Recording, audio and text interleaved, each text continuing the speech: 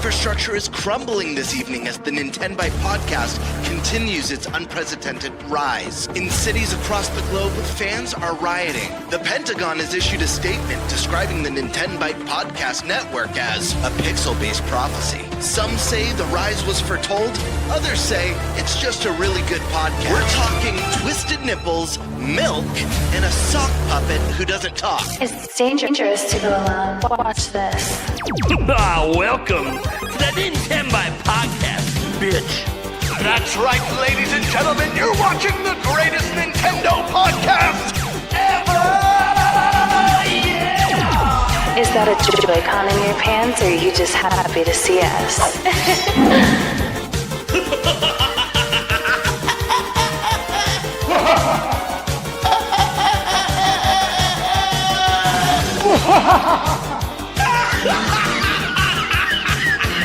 Shut up!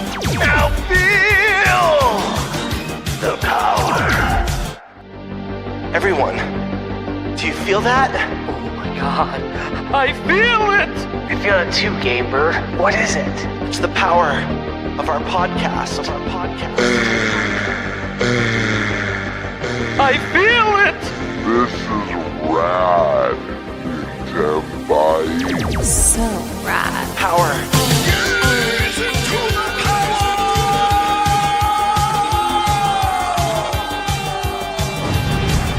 Now bask in their glory.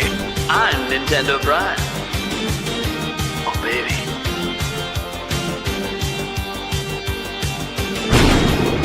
I'm ThunderStash.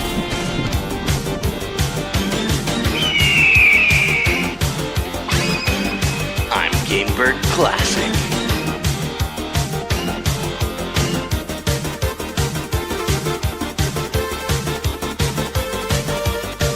Nintenbyte rules. Let's rock. Hey everyone, welcome to the Nintenbyte Podcast, Season 3, Episode, what episode is this, 54? I think it's 54, something like that. You guys might notice we are missing a certain Bird is the word. He is going to be out this week for some personal health reasons, and we're just going to leave it at that. If he ever decides to update you guys, it'll be on him. That being said, obviously keep him in your thoughts and prayers with whatever's going on, because honestly, none of us really know. So we're all just hoping that GameBird comes back better than ever next week. Who knows? Maybe the bird flu. God, I hope not. I doubt it's the bird flu. Anyways, before we go any further, we should go ahead and introduce the three lovely guests we have down below. Two of them last minute, one of them showing up when they forgot last week. We'll start with the lovely ladies first, right? Tabby Cat Games. How's it going? It's going great. Thanks, guys, for having me. I really appreciate it. Nice to have you back. Then we got Sandstorm McDowell. Yo. Appreciate another time with you guys and talking about some video games. Love it. Video games. And then he showed up on time. Yeah, just dog on me. Just let it loose. Come on. It's all right. I get it. Yeah, hamming it up with the yacht club, Deb. Yeah. I ham it up with them at PAX, so I'll be all right. I'll be okay. We sang karaoke. It was good. No, but I do apologize. I mean, I sent you guys a little apology gift in the chat. I hope you appreciate it. I don't know if you saw that, but yeah. I did see it. No. Yeah, I'm from FVLAM. It's wonderful to see you guys and be here. I'm in the middle of a move right now. So the next time you guys see me next week, I will hopefully be in my brand new studio that'll have way more space and cooler gadgets and fun stuff. So yeah, I'm excited to be here as always and make it work. Yeah, can't wait to see what the new space looks like. It's always fun designing new sets. Mm-hmm. Oh, yeah, it's gonna be cool. Nice. All right, guys. Then we get to our usual ones, including the sock puppet extraordinaire, our Spice Lord, Eric Mohr. Yeah, well, nice. Good to be back again. As always. Yeah, right. Because you guys noticed half of last week. I don't play the intro tunes because if we're not complete, it doesn't feel right. Okay, Feel right. So that's why we're not doing the oh so spicy thing right now. Then we got ThunderStash Gaming. Hey, happy to be here. The usual busy week. Lots of reviews, lots of stuff going on. Exciting times ahead. Exciting times indeed. And everyone knows me, I think. I don't know if you don't. I'm Nintendo Prime. What's up? The most hated Nintendo YouTuber on the world, the clickbaiter extraordinaire. That's not true. I can already list a couple, but yeah. Ready to clickbait you on Nintendo Directs today on our show.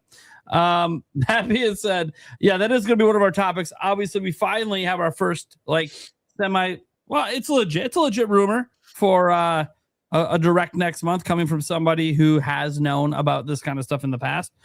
With Nate the Hate promising to comment on it later this week, I presume on a podcast on Friday, based on how he's been framing it.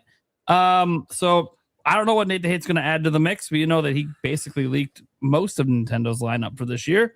That Nintendo doesn't seem very happy about, but hey, Star Fox, it's still a thing. We still got it anyways. So, and then another topic we have for us is this kind of a fun one. This was suggested by one of the members of the channel, kind of a die on this hill topic. So basically, each of us will pick a game that we know in general the world thinks is a piece of crap, but we actually really like it. And basically, we're going to defend why we like that game while the rest of us pile on. It's all for good fun. I don't know what game people are going to pick, but I thought it was a really, really fun topic idea. I'm like, okay, we got to do that. That just sounds, that sounds already really got it. Next up, we're also going to be talking about recommendations. So I thought it might be time, since the bundle has now gone live. The bundle right now for Switch 2 and choose your game, choose one of 3 games. It's live right now. You can buy it right now. With it being live right now, I thought, hey, there's going to be a bunch of new Switch 2 owners over the next few months trying to get it before the price hike. Now's the time maybe to suggest to them what games they should maybe pick up, since all of us have had a Switch 2 for a while. And we can probably give them some game suggestions from Nintendo to indie to third party. You know, this topic could go forever, especially if we let Stash just list off every game he likes. But we're going to try to keep it to what we think is like, hey, if you just bought a Switch 2, these are like the first 3 games we think you guys should probably mess with a bit. So it's gonna be fun. And because, you know, we're trying to limit it sort of to the 3, that should let us all get a wide variety. And like, I assume someone's going to bring up Mario Kart World and Donkey Kong Bonanza, right? Well, okay. Well, then let's do some fresh games with the next. What's the third one? It's. I know it's those 2. Well, I forget what the third one they're offering in that bundle. Pokopia. Oh, in the bundle, that is also Pokopia. That's a. That's a tough one. That's a toughie. Yeah. So the suggestion for the bundles, obviously you want to pick up some extra games. We're going to get into that. That's going to be a fun one. Then I also just thought this would be kind of cool, talking about the future of NSO. We haven't really talked about NSO in a while. And it recently did get some price hikes in Japan and South Korea. But, you know, what is the future of NSO? Like, what do we expect for game editions to say GameCube or whatever moving forward? Because I think there's 2 that's confirmed that they haven't announced or coming out yet. And then obviously, do we think like maybe there should be a new tier? Should throw some other benefits in there? Is there anything we would like improved or changed about NSO as a service? And how do we feel like it is today versus when it began all the way back in 2018, September, 2018, when we got rid of our ability to have free online? Nintendo, you were the only hope. Anyway, so I thought that'd be a fun one to talk about. So let's go ahead and get into our topic roulette. I don't know. Look, it's between you 2. Who wants to go first? Go ahead, Stash. I will take buying a Switch 2 for yourself before the price hike. Top recommendations. All right. It's a good one. It's going to be a fun one.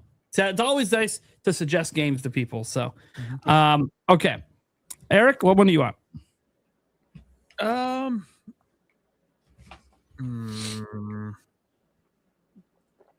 Stuff one. The future of NSO. The future of NSO. All right. So then I'll take the direct topic because someone's got to take it. Yeah. I guess I do all the reporting on it, so it makes sense that I should take that one. And then I think that just leaves the die on the hill for us, which Honestly, it doesn't really matter who takes it because we all just go one by one on that. So, all right. So we'll save that one for the end. That one will be a lot of fun. Okay. So let's go ahead and Stash. What the heck are we talking about, man? All right. Yeah. So Switch 2. Obviously, the price hike's coming, which is a topic in itself, right? Yeah. Which I'm sure we'll touch on a little bit, but you know, it would probably be wise to buy one, I guess, before the price hike. It's going up by $50. However, it's going to come with a free game that is either $70 or $80 that you are very likely to pick up one of those 3 games. So in reality, you're actually saving $20 to $30 by going up in price. That's why I have a hard time with this price hike, because it's like I'm actually saving money, hypothetically. But to be fair, this is before the price hike. The price hike's not till September, so this is just a deal that runs for the summer. Yeah, but who knows how long it will go, and I'm sure they'll probably replace it with one. However, what games, right, would you want to get? That's the whole thing. What would we recommend? Obviously, you know, I have a lot of games I'd recommend. So I want to play cleanup on this. What games would you guys recommend? Who has a list together that would like to go first? I mean, I could pop off 3 quick. This is real simple. It's real simple for me. One, I could say, guys, even though most of you guys haven't really had a chance to play it because it doesn't come out till next week, Mina the Hollower. I've been playing it on Switch 2. It's awesome. Shout out to Yacht Club Games, by the way. Thank you for sending me a Switch 2 code. I do appreciate that. But Mina the Hollower, man, I'm telling you guys, something about that, or if you guys have played the new demo of Adventures of Elliot that's about to come out as well, dude, if you love Zelda, you're gonna love these games. They're everything you've been waiting for and top down from a Zelda game, but like it's gonna feel extremely, especially with Mina, I can say for sure, very inventive, very new stuff. There's gonna be stuff going on in it that you might think is more like Earthbound or more like some other stuff. Again, we had the devs on last week if you guys want to go back and watch that episode, but yeah, can't suggest that game enough. Now, look, you're going to pick one of the 3. I assume if you're buying a new Switch 2 this summer, you're going to pick one of the 3 big games, right? The 3 highest rated Nintendo published games. Look, my suggestion for one of those 3 is simply just going to be whichever one appeals to you the most. Do you always buy Mario Kart? Well, then you might as well get that one because it's $80, right? So you're going to save the most money by getting that one with the bundle. But if that was already a bundle and it wasn't enough to convince you before, then maybe you're more of a life sim person. Then you're going to want to go Pokopia, or if you like platformers, go with Donkey Kong Bonanza. For my money, I would probably grab Donkey Kong Bonanza because, believe it or not, I'm actually replaying and about to beat it for my 2nd time, and you guys know I don't replay games. So the fact that I'm finding it so much fun, even the 2nd time through, all the complaints about how tedious it is to do the 2nd time through, it's even more fun. So yeah, I'm having a blast. So yeah, just so that one, and then for a last game here, just to kind of give you a kickstart. I guess I went indie. Let's go to the AAA space. Let's throw in there.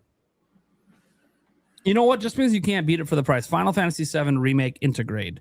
If you haven't played that game, pick it up on Switch 2. It's very good on Switch 2.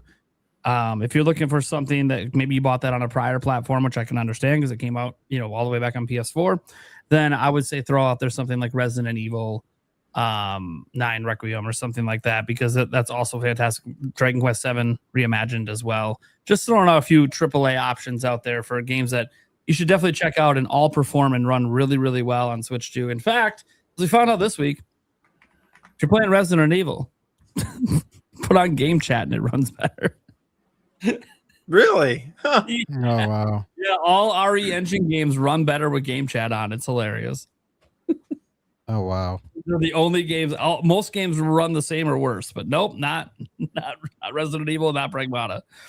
Anyways, it's because the reasoning is, as the Digital Foundry discovered, is because when they shrink down your game image on the screen when you're using game chat, it also lowers the resolution. And so it lowers the resolution of the game, which therefore gives it better performance. So anyways, So you can get smooth 60 FPS right now in Resident Evil Andromeda if you're willing to play at like 240p. Anyways. All right, so that's my 3. I think Tabby had her hand up, wanted to go. You got some games? I think you stole half my list. I think it's still in my notes somehow. I agree with a lot of the ones you said. I didn't get a lot into Mina before the demo kind of disappeared for a little bit off the eShop. But I have been doing Adventures of Elliot this week, and wow, I'm really been surprised with it. That's definitely going to be a first day grab for me, regardless. I actually have my little list of games in my hand. Whether you're getting Donkey Kong Bonanza, Pokopia, whatever, when you grab that bundle, get the other 2 that are being offered as well. They're absolutely worth it. I've got over 340 hours now on Pokopia alone. Wow. You don't get bored. If you think of builds, it's like you're hours into building them, and before you know it, it's bedtime. Just lose track of time. Bonanza, as I said last time I was on, I've played it co-op. I've played it by myself. It's just something you don't get bored with. It's a lot of fun. It's a smash game. If you've had a bad day, you get to break stuff. Hyrule Warriors, you don't go wrong with Zelda. So I love the story in it. I love how it tells the past part. And I'm always a hack and slash game player anyway. So to me, that's equally as fun. And getting to play, Rauru, Minryu, all of the past characters is just bonus. Getting to know the heroes from the past is also bonus because they didn't really go into those a lot on Tears of the Kingdom. You just knew what races they were from. You didn't really have faces to go with it. Now you've got faces. But yeah, I recently picked up Yuka Replayly. I was actually quite surprised how cute this game is and how fun it is. I know Steve's told me before, pick it up. You're going to like it. Especially if you like Crash Bandicoot and stuff. So I finally picked it up, started streaming it this week, and I'm enjoying it. It's adorable. I don't want to know why Prom's laughing at me. 60 FPS. Are you running it with the patch? No, I need to. I haven't tried it yet with it because I beat it before it came out, and so it was 30. But that 60 FPS just came out. I think like a couple weeks ago. Curious how it is. I didn't know about it, so I will look into it and make sure it's running. Oh yeah, for sure. Yeah, check it out. It should be nice. Great. I will definitely do that because I did not do that, and I think I run this game again Friday. So, nice. Thanks for the advice. You got it. But yeah, those are my main ones. I'm obviously waiting for Fortune's Weave as well. I think that's going to be a first day grab. I was a Three Houses fan, so I'm afraid of what these two are having going on here. Who knows? Sorry, the Brewers are playing, and it's hilarious. Earlier in the game, David Hamilton basically had an in-the-park home run. It doesn't count as it because of an error, because the Cubs center fielder messed up the ball, and it went all the way back to the wall. Then David Hamilton comes up again and gets a triple because he hits a fly ball way out deep to right field. It hits the right fielder in the chest and falls to the ground. And then the very next play, the pitcher overthrows the catcher, and then David Hamilton scores. The Cubs are just hilarious to watch right now. That's all. See, I like watching the mascots. I've been watching a lot of the Colts blue mascot lately. There you go. It's just hysterical. I'm not used to seeing this level of fuckery in an MLB game, right? Yeah, 4 errors for the Cubs. It might be 5 now with the pass ball. It's fun to be a Brewer fan today. That's all I'm going to say. All right, I'm done. Go back to gaming, guys. Pokemon ZA was my other one that I recommend if you're a Pokemon fan. If you're not, you may or may not get into it if you try it. I enjoy the gameplay of it a lot better than I have past Nintendo Pokemon games.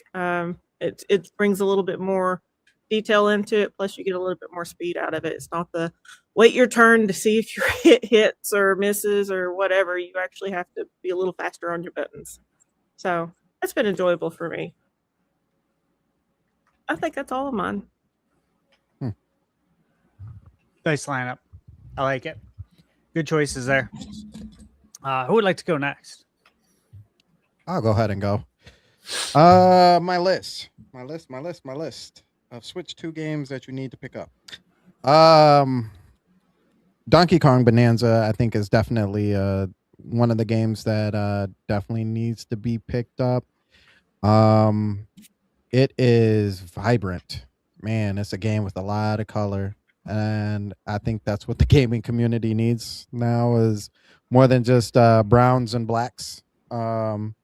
And high textures. But that game is in high texture and it's really, really beautiful.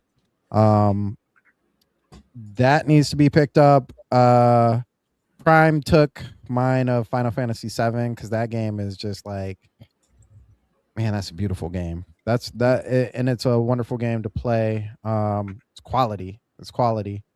If we were going indie games, I highly recommend Hollow Knight, Silksong, obviously. What's really cool about Hollow Knight, and I don't know too many other games that do this. Stash probably has a better idea because he's really into the indie scene. But playing in handheld, you can switch it to 120 hertz, so 120 frames per second. Which we don't have too many of those games on the Switch, but it is very possible with that game, and it does wonders for that game. I actually play that game more handheld than I do on the TV, which is back at 60. Another game, actually, I'm going to pick out on left field. This game came out a while ago, and actually, I think it got mentioned to Angry Vigilante, but I wasn't the one who mentioned it. But who? Angry Vigilante. Thumper is man, that's my game. Oh, Thumper, yeah. Yeah, it's classic. Yeah. And so okay, so we're talking about visuals and all that other stuff, but this does something different. And I guess in the Nintendo scene, this is like playing catch up, but so Thumper is originally 720 60 frames, but now we have the boost mode, so it's now 1080 60 frames on handheld and docked, so you get that increased resolution. But the one thing that I really like about this is the spatial audio. As a matter of fact, the whole reason why I bought not these headphones but a new set of headphones was really to tap into the spatial audio. I remember that being like a thing that was presented when we first got that big representation of the Switch Direct, and they talked about spatial audio, and it was cool to hear the little galloping going from one ear to the other, even though most of us have regular headphones. But I'm like, I really need to know what exactly that does. And in that game, it just that and Zelda really changing atmospheric and everything. So I definitely recommend, if you have spatial audio headphones, to pick that game up. And if you don't, they often go on sale, so definitely pick one up. And with that being said, since I spoke of Zelda, Tears of the Kingdom, definitely got to pick up Tears of the Kingdom. Yes, you have to pay, what is it, $5 for the upgrade. But dang, that you won't know unless you play the original Switch with that game. Is it not a free one? I'm sorry. I thought that was a free upgrade. It's free if you have NSO, the top premium tier. So so that's probably why I thought it was free, because I paid for that. My bad. Yeah. So and I got it free too, but right. Yeah, but even just that boost, boy, oh boy, with the HDR and a more solid 60. Oh man, it changes the game. All puns intended. And the last game I'm actually gonna say is Cyberpunk. I've played through that game on PC, which from its inception all the way until how everybody loved it at that point. To be honest with you, I liked it all the way through. I know I'm one of those rare few, but the game now, especially on the Switch, I think it blows my mind that game is still, it runs as well as it does for Switch. And it's absolutely a great game. And you get the DLC with it too on top of that. So you're not paying any extra with that pack in at $70. And I know it's not really a talking point anymore, but all the whole game is on the cartridge. So, you know, if you like that kind of thing, it's there for you. But yes, those are my must-have pickups if you have plenty of money in your pocket after you pick up the Switch. Nice list, dude. Love them. Hell yeah. Great picks. I got mine. I've Let's hear debated it. So out of the bundles, I think I've come to the conclusion that Pokopia is probably the widest net that you can cast. I know Mario Kart exists. However, I say this because Pokopia is fun for the person who is just wants to like experience a story and a single player fun adventure.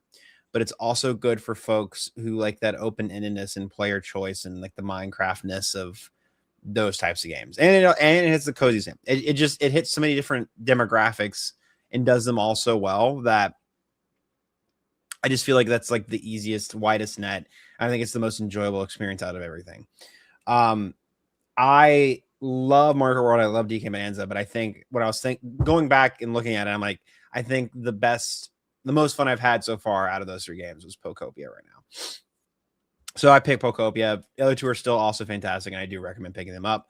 If I had to like put them in order, though, I would say Pokopia, Mario Kart, DK. That's how I would rank it. My other picks some of them aren't necessarily Switch 2 exclusive, but I've had fantastic experiences playing them on Switch 2. Deltarune, chapters 1 through 3, or excuse me, 1 through 4. Chapter 5 is coming out very soon. It's slated. It's no confirmed date, but it's slated probably sometime this summer. So there's only 7 chapters supposedly left of that game. So, you know, hop on it now, right? That's just one of the most beautiful games of all time. Literally half my channel is dedicated to it. It's a great time. So I always recommend Deltarune. It's probably important to note too that if you buy it, you get the rest of it. Yeah, you get the rest of the chapters, guys. So it's a one-time buy, which is pretty awesome. Yep. $25, you get 7 chapters of content.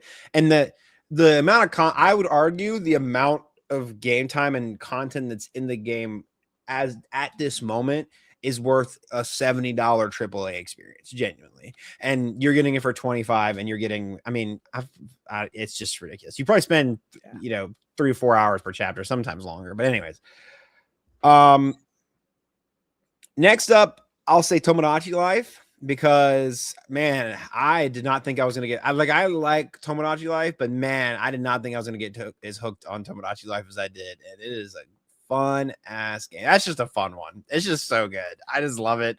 I think anyone should experience it, whether you're making your friends and family in it or you're putting, Justin Bieber and Obama and making them fall in love. Like who knows. And then my last one, though, I think this is the better kart racer, and if you even want to call it that, Air Riders. That is the most fun I've had playing. The most fun I've had playing a Switch 2 exclusive Nintendo game. I loved Air Riders. It's a great multiplayer experience. It has a great multiplayer scene. Playing, I don't know what they did, but they injected some sort of addicting just experience into the city trials. It has a great story mode. I think it's one of the best games on Switch 2. It's the best Nintendo first party games that's on Switch 2 experiences. And I cannot recommend it more. I think it's like one of my favorite games of the Switch 2 generation so far. Hopefully there's more to come, but it's up there. It's like top 3 for me, if not number 1.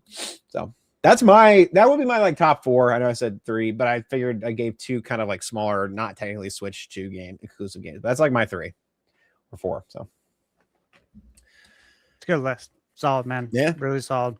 Thank you. I want to hear what Stash has got. Stash, what you got? I'll go last. You go last. So I guess you're the host of the. You're the host of the topic, so I guess you go last. Yeah. All right. Out of the bundle, for me, I would say Donkey Kong Bonanza. I mean, that's right. I've only played 2 out of the 3. And I've had more fun with Bonanza over Mario Kart. So that'd be the one out of the bundle that I'd recommend. I haven't played Pokopia, so I'm sorry. I can't say either way on that one. Right. But As for my AAA recommendations, I'm going to go actually a little bit older with my AAA and indie recommendations. But if you guys haven't tried the Mario and Rabbids series, definitely recommend it. The first game I think is better than the second for Mario and Rabbids, but they're both pretty damn good games. And then actually I have 3 indies. Plucky Squire. I absolutely loved that game. You sure did. That's a good one. That's a great game. I've only gotten a little ways into this one, but I've had a really fun time. Ruffy in the Riverside. Yeah. And then one last one that Nate and I played on stream a couple times, but Boomerang Fu. That game, if you have not played it, it is so much fun. You got to play it with people. The bots are, pretty jokey, but if you play it against some people, holy cow, that game is fun. I definitely recommend it. It's a good lineup. Some oldies, but some goodies. Yeah, I don't have any a lot of newer Switch 2 games, so I'm just digging into my backlog and going, okay, this one hasn't been mentioned. This one hasn't been mentioned. I like it. Yeah. Right. Nothing wrong with it. Great picks. I'll blast through these for us. Okay. So for the bundle, again, you should pick what you want. But if you need direction, if you want advice, I would say Mario Kart. Because again, you buy Mario Kart with every Nintendo console. It is the most expensive game. You will probably have friends that end up buying a Nintendo Switch 2 or getting it, as a gift if you're younger. And you're going to want to get good at the game. You're not going to have to rely on your friends to go over to their house and play it to try and get good. You won't have time for that. Because once you get there, it's time to compete. It's how it works. So personally, yeah, I would get Mario Kart. And also, the game it is today is not the game it's going to be years from now. So it's almost like investing in it early. That game's going to change a ton. It's going to have more content. You're going to get more bang for your buck there in more ways than one, because the game's going to improve a lot. And because it's $80 game, and you'd be getting it, for free, essentially. However, I would still say pick up DK, no doubt. And if you're into the cozy stuff, get Pacopia. I haven't played it, but my God, do people love it. Tabby, you said over 300 hours? Yeah, 340? 340 when I looked the other day. I haven't been on today to get my little they have specials every day, and I try to at least log on for that. Sometimes I wind up logging on just to get that, and then it's like, nope, I'm at it for another 2 hours. Yeah. Dude, that gets you. So 2K, in my heyday of playing NBA 2K, they always got the daily logins, and yeah, I know what you mean. You're like, yeah, I'm just going to log in real quick so I can get my free stuff. And then I got to go do this, right? Then it's like, let me see if there's anything else new real quick. It's been a while. I had the Fire Emblem game on the mobile, and I used to do it for that too, or the Pokemon Go for that, and I'd get in trouble at work. I believe that. I believe it. A lot of people actually at Lone Depot were playing the Fire Emblem game. Yeah. I was like, wow, I had no idea people were into this, at my work. So that's cool. Yeah. Okay, so I'll blow through these. Breath of the Wild and Tears. If you don't own it, buy it. Obviously on Switch 2. Again, it's hard to say how you're going into this. If you don't have a Switch and Switch 2 is your first console, right? Buy all of these Switch 1 games. Pretty much they got free Switch 2 upgrades. So I'm talking like Mario Odyssey. Probably new Super Mario Brothers U Deluxe. If you're into Pokemon, get one of the Pokemon games, Scarlet or Violet. Now that it's got that obviously improved frame rate. Mario 3D World, Bowser's Fury. And then again, like you got Breath, Tears, Link's Awakening, Echoes of Wisdom. Link's Awakening and Echoes got free Switch 2 upgrades. So that's a good place to get bang for your buck. Fantasy Life, Michaela's loved that game. That I think had an upgrade for $2.99, if I recall. Again, great bang for your buck there. And you know, it's in the title, The Girl Who Steals Time. That game, if you allow it to, it'll steal your time, like big time. So that's a good one. The Galaxy 1 and 2 HD. 100%. Those, you know, I said in my review as well, there's so much talk about the price of it. And it's like, look, if you go to Metacritic right now, top 10 games of all time, Galaxy 1 and 2 are in the top 5. Just buy it, you know? If you haven't played it, go play these games. And then third party, get Final Fantasy VII Remake, get Rebirth in 2 weeks. Comes out June 3rd. Get that 100%. I enjoyed Rebirth more than Remake considerably, and I really love both. Get basically everything from Square Enix. Dragon Quest VII that just came out, Octopath Traveler 0, Dragon Quest 1 plus 2 HD, and Dragon Quest 3 HD because that has a free Switch 2 upgrade. And then Final Fantasy Tactics is like perfect for Switch 2. Such a great game for Switch 2 to be able to play that handheld. Adventures of Elliot. I know a lot of stuff about this game. I can't speak about. Get it. Indiana Jones, get it. Get the Resident Evil bundle. Like, consider all this stuff, right? Don't buy all this at the same time. You'll go into analysis paralysis and you won't know what to play. Fallout 4, man, I got to tell you, watched Michaela play it. I'm like, damn, this looks so good. And like, I was looking over her shoulder, watching her play in handheld. I couldn't believe how good it looked. And Bethesda actually sent me a code recently. Thank you to them. I got to play it as well. I was just going to have Michaela lend it to me. But man, that game is nice. I'm surprised how good it looks. Red Dead Redemption, again, got to Switch to upgrade. Trails in the Sky, first chapter. Kenna, Bridge of Spirits, Chronos. Ease X Proud Nordics runs at 120 frames per second on Switch 2. I reviewed that game. Excellent game. Memoir I'm playing right now. Review will be coming not too far from now. And I will recommend Metroid Prime 4. I love that game. Look, guys, you cannot go wrong. There's so many great games, but if you want to save some money, get all those free Switch 2 upgrades. And then I gotta spout out some indie games, okay? Mina, Hades 2, Elementalist, just reviewed that.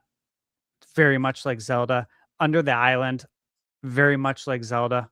Quartet, just reviewed that. Mini Shoot Adventures, surprisingly, a lot like Zelda. Teenage Mutant Ninja Turtles Splintered Fate. This was just on sale for like $2.99. It's a Switch 2 game. It's basically Turtles meets Hades. So if you like Hades and you like Turtles, you should totally buy this game, especially at that price. That comes with like all the content too, which was crazy. Yooka-Laylee, The Rogue Prince of Persia. If you like roguelites, amazing game. One of the first games I reviewed for Switch 2, Fast Fusion. Dude, that game is awesome if you like F-Zero, if you like Hydro Thunder. Excellent game. Again, it's like $15. Hollow Knight got a Switch 2 upgrade. Believe it was a free one. Silk Song, of course. And then Ball X Pit is really cool as well. again, guy, I review so many indie games. So there's so many I could say, but all of those are absolute bangers. Okay, that's it. You can't go wrong. And I'd also say we're going to talk about it in a little bit, but NSO, really consider getting that if you're younger and you haven't played a lot of these games on NSO. For instance, let's say, I'm 41. Let's say you're near late teens, early 20s, and you haven't played the NES games and SNES and N64 and all this, GameCube, you should totally get that. The value there is insane, and that alone could keep you busy. I know you'd want to play other games, but hypothetically, that alone could keep you busy. There's people out there who've never played A Link to the Past, Super Mario World, Mario 64, all these games that are on there, you could sink so much time into, and that would give you a crazy bang for your buck. So there you go. I don't know why I raised my hand, but honorable mention. Can I speak, Teach? Honorable mention to a game that also is coming out soon as well, Star Fox. So if you if you're like on the fence about playing the remake of Star Fox, then it is available to you on the eShop as well. So yeah, and please buy it. Yeah, because we need more Star Fox. Exactly. Heck yeah. Stash, good segue into the next topic with your Thanks, get the NSO, get the NSO stuff. So what are we talking about, Eric? Not the NSO? No. No. The future of NSO. NSO has gotten a price hike in Japan and South Korea, and that got Nate thinking, what is the future of NSO? What do we think for upcoming games to the platform? Should the platform add new tiers and expand, maybe include older Switch 1 games like PlayStation Network and Xbox do? How do we feel about the service overall? Where can it get better? And what do we think the future realistically looks like? Tab, you want to go? Sure. You don't have to, otherwise we can.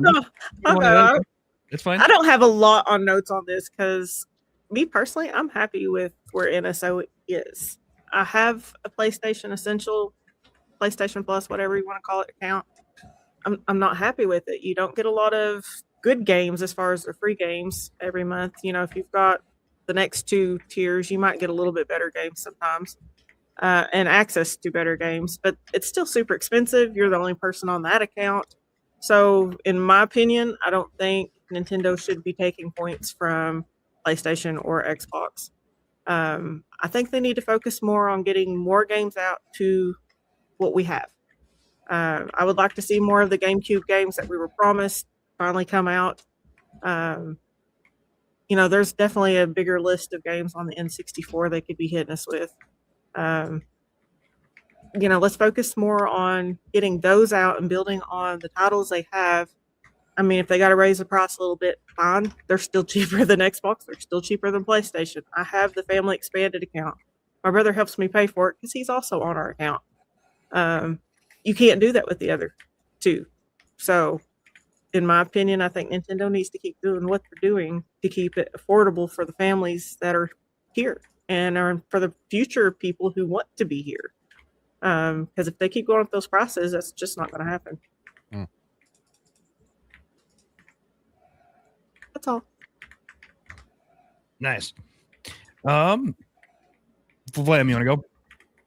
Yeah, I mean, I just want to echo the GameCube sentiment, man. The GameCube games need to get down there. They announced the other day that they were putting on stuff on the Virtual Boy again. And I was just like, okay, well, now the entire library of this theoretical generation of console, it wasn't really even a thing. It was, but you know what I'm saying. It was more of a gimmick than anything. Is now on this thing, and we still don't even have like more than I don't think there's even 10 GameCube games on there yet. And that library in my opinion, is so much more vast and diverse, and it literally has full of so much more rich experiences. This doesn't mean to like dunk on the Virtual Boy, but come on, man. We got some franchises. Most of the big franchises started on GameCube. Like a lot of them, not most, sorry. A lot of them did. Like we got Pikmin, we got like what else did we get? I'm trying to think of more on top. We got the Prime series. We got the what's that? What did Animal you say? Crossing. Yeah, Animal Crossing. Technically, it was in 64, but in America, yes, on the GameCube. Yeah, I mean, just Luigi's Mansion. That's one of my favorite games of all time. Love that game. Mm-hmm. But anyways, all that being said, that'd be great if they ported that on. I think is that one ported? I don't think so. It's ported like is like a different experience. But anyways, yeah. So I just think we need that. I don't think there's a lot you can do to improve the experience or like what you can offer. Really, I think it offers a lot of good stuff as a deal. I think obviously, pricing wise, comparatively, it's already at a good deal. But I mean, obviously, if you shave a couple dollars off, it doesn't hurt, right? And I think maybe you could offer some sort of tier or some sort of benefit to people that like maybe pay for the full year in advance. Maybe you can be like, oh, you pay for the full year in advance, you get a cool badge, or like you get a cool icon picture or whatever.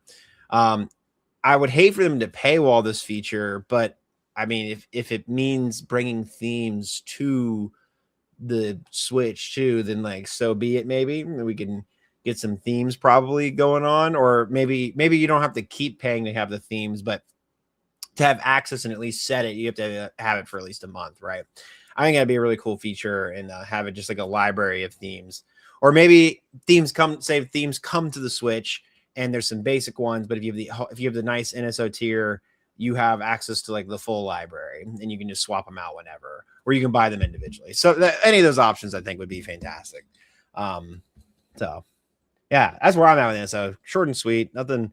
I think it's a pretty damn good service, all things considered, other than lack of GameCube games. Fair enough. Sandstorm. Yeah. So I'm gonna go a little bit wider, but I'm gonna start off close, make my way out. As far as where we are now and what wants to happen, I agree. Well, they're on this side. I agree with both of them. The GameCube needs to be expanded out more.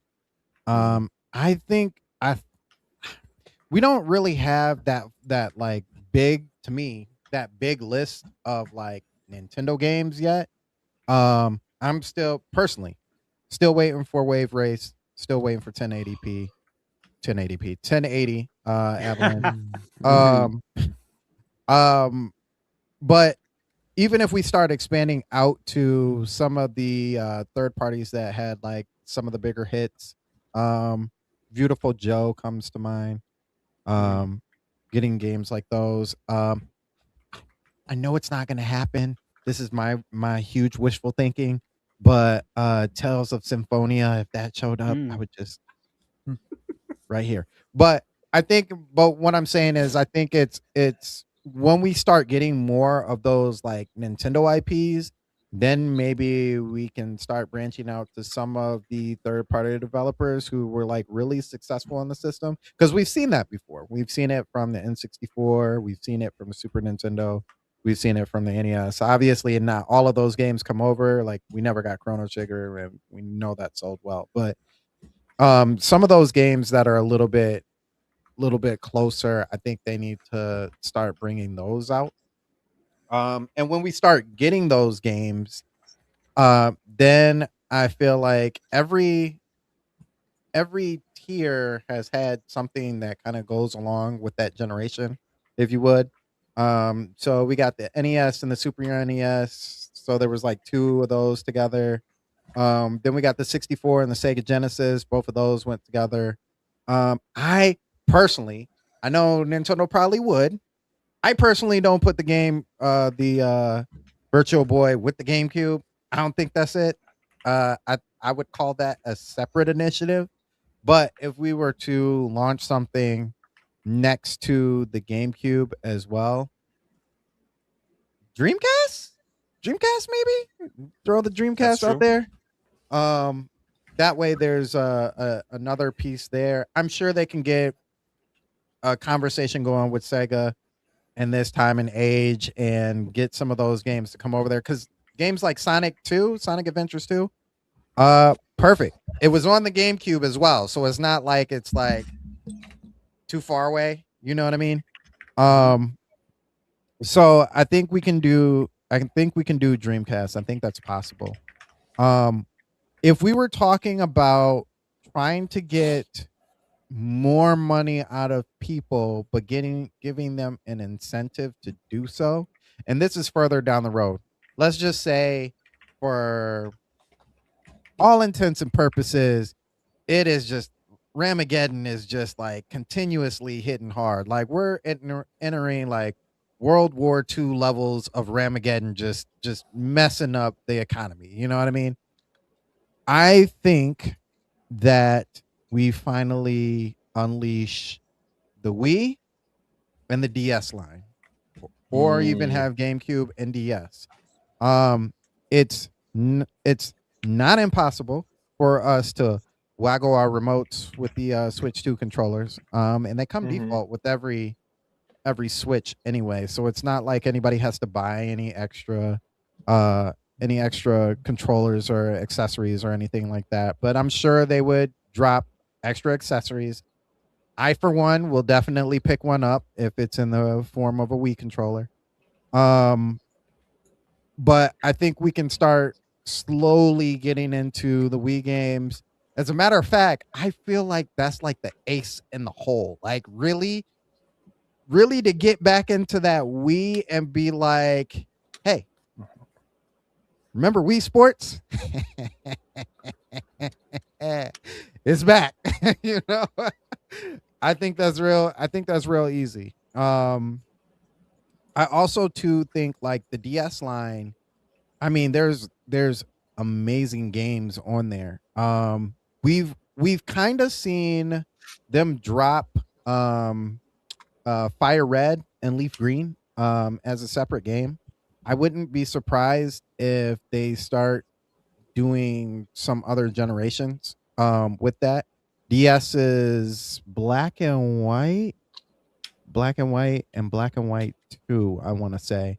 So those games could easily come over as separate pieces, because I don't think Nintendo or the Pokemon Company will want them under a NSO. But I say all that to say there's plenty of room in the GameCube to drop games, and even if you wanted to expand out that legacy, even going Sega, but even if you wanted to go up another tier and have people pay extra for even that, like I'm comfortable. Let's see, how much more was the GameCube? Was it another 30? What do you mean? Oh, like in the NSO, or what do you? Yeah, for NSO. I mean, if you get it's the same tier as if you did I think N64. N64. It's just part of that. It's like whatever the super tier is from the base. Okay, one. It's $50. I don't know. I forget what that for price the year difference is. Okay, so And even if it's 20 for the regular, so you're right, $30. So even if I dare say 70, 75 bucks for the year, like I would pay that for Wii and DS, NSO. Oh, easily. But yeah, I think there's plenty of room to grow. I don't think it's something that they should necessarily worry in that front.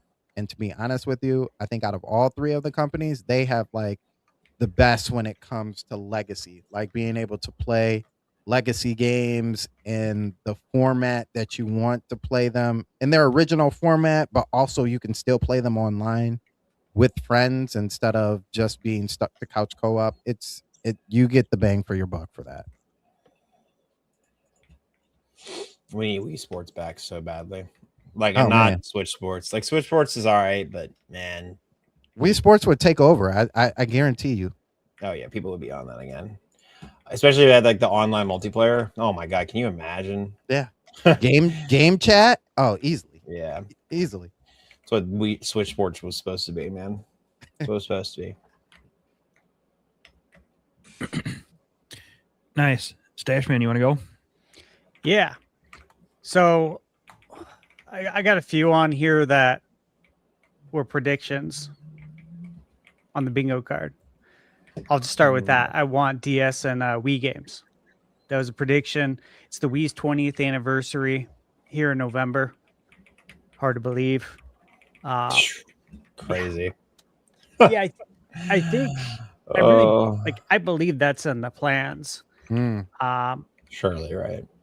Yeah, honestly, I think the Joy-Con, the mouse Joy-Con is going to do wonders for Wii games. Wouldn't be surprised. That was one of the reasons, one of the factors for doing this was knowing that we're going to do this. Because look, Nintendo would know that they're going to be doing Wii and DS games years ago. It's not like they figured it out last Monday. You know what I mean? Yeah. This would have been built into how they build out the Switch too. They do long-term planning. So I expect that, guys. And you mentioned Sandstorm. That's like the ace in the hole, and I agree. That was literally what I had also said at the beginning of the year with my prediction on that. That's going to bring so many people in. So many people love the DS and the Wii. I mean, they both sold well over 100 million hardware. Obviously, DS one was at 155, and that'd just be massive. Okay, that would get a lot of casuals back too. Not to say that there's not a lot of casuals, but it would be like the Blue Ocean strategy kind of all over again, potentially. So that aside, I still want to see Mother 3. It's also the 20th anniversary of Mother 3. And look, before someone in chat says just go buy it or go do this, I already have it. I own it. I own it physically with the fan translation. I've had it for many years. This isn't about me. It's about everybody else who doesn't know how to do that or doesn't have the hardware. I would just like to see that happen really for everybody else. I've already got my fix. Chrono Trigger on the SNES. Where's that? That should be on there. Yeah. Super Mario RPG should be on there. I know we got the remake, but GameStop's selling it for $15 right now. Party's over. Let's get that on the Super Nintendo. Some people want to experience the original. I'd really like to see the broadcast satellite. That's also something that I brought up long before. Was it Nash Weedle? I think brought it up. I mentioned the 64DD and the broadcast satellite, but I think the broadcast satellite is more doable. 64DD, there's just not a lot to do there. You have the Ocarina of Time Master Quest, and you have the F-Zero expansion kit, and like Mario Artist. And that's about the extent of it that would make sense. But with broadcast satellite, you could at least bring over the Legend of Zelda, which I actually have on my shelf behind me. That game. Ancient Stone Tablets, that'd be awesome. Fire Emblem was on there.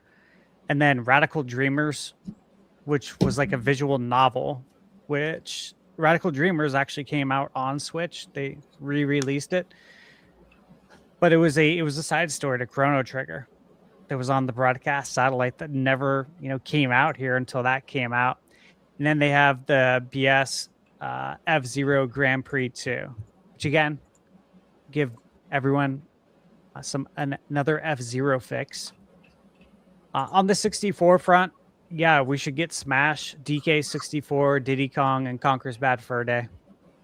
Would love to see all of those, right?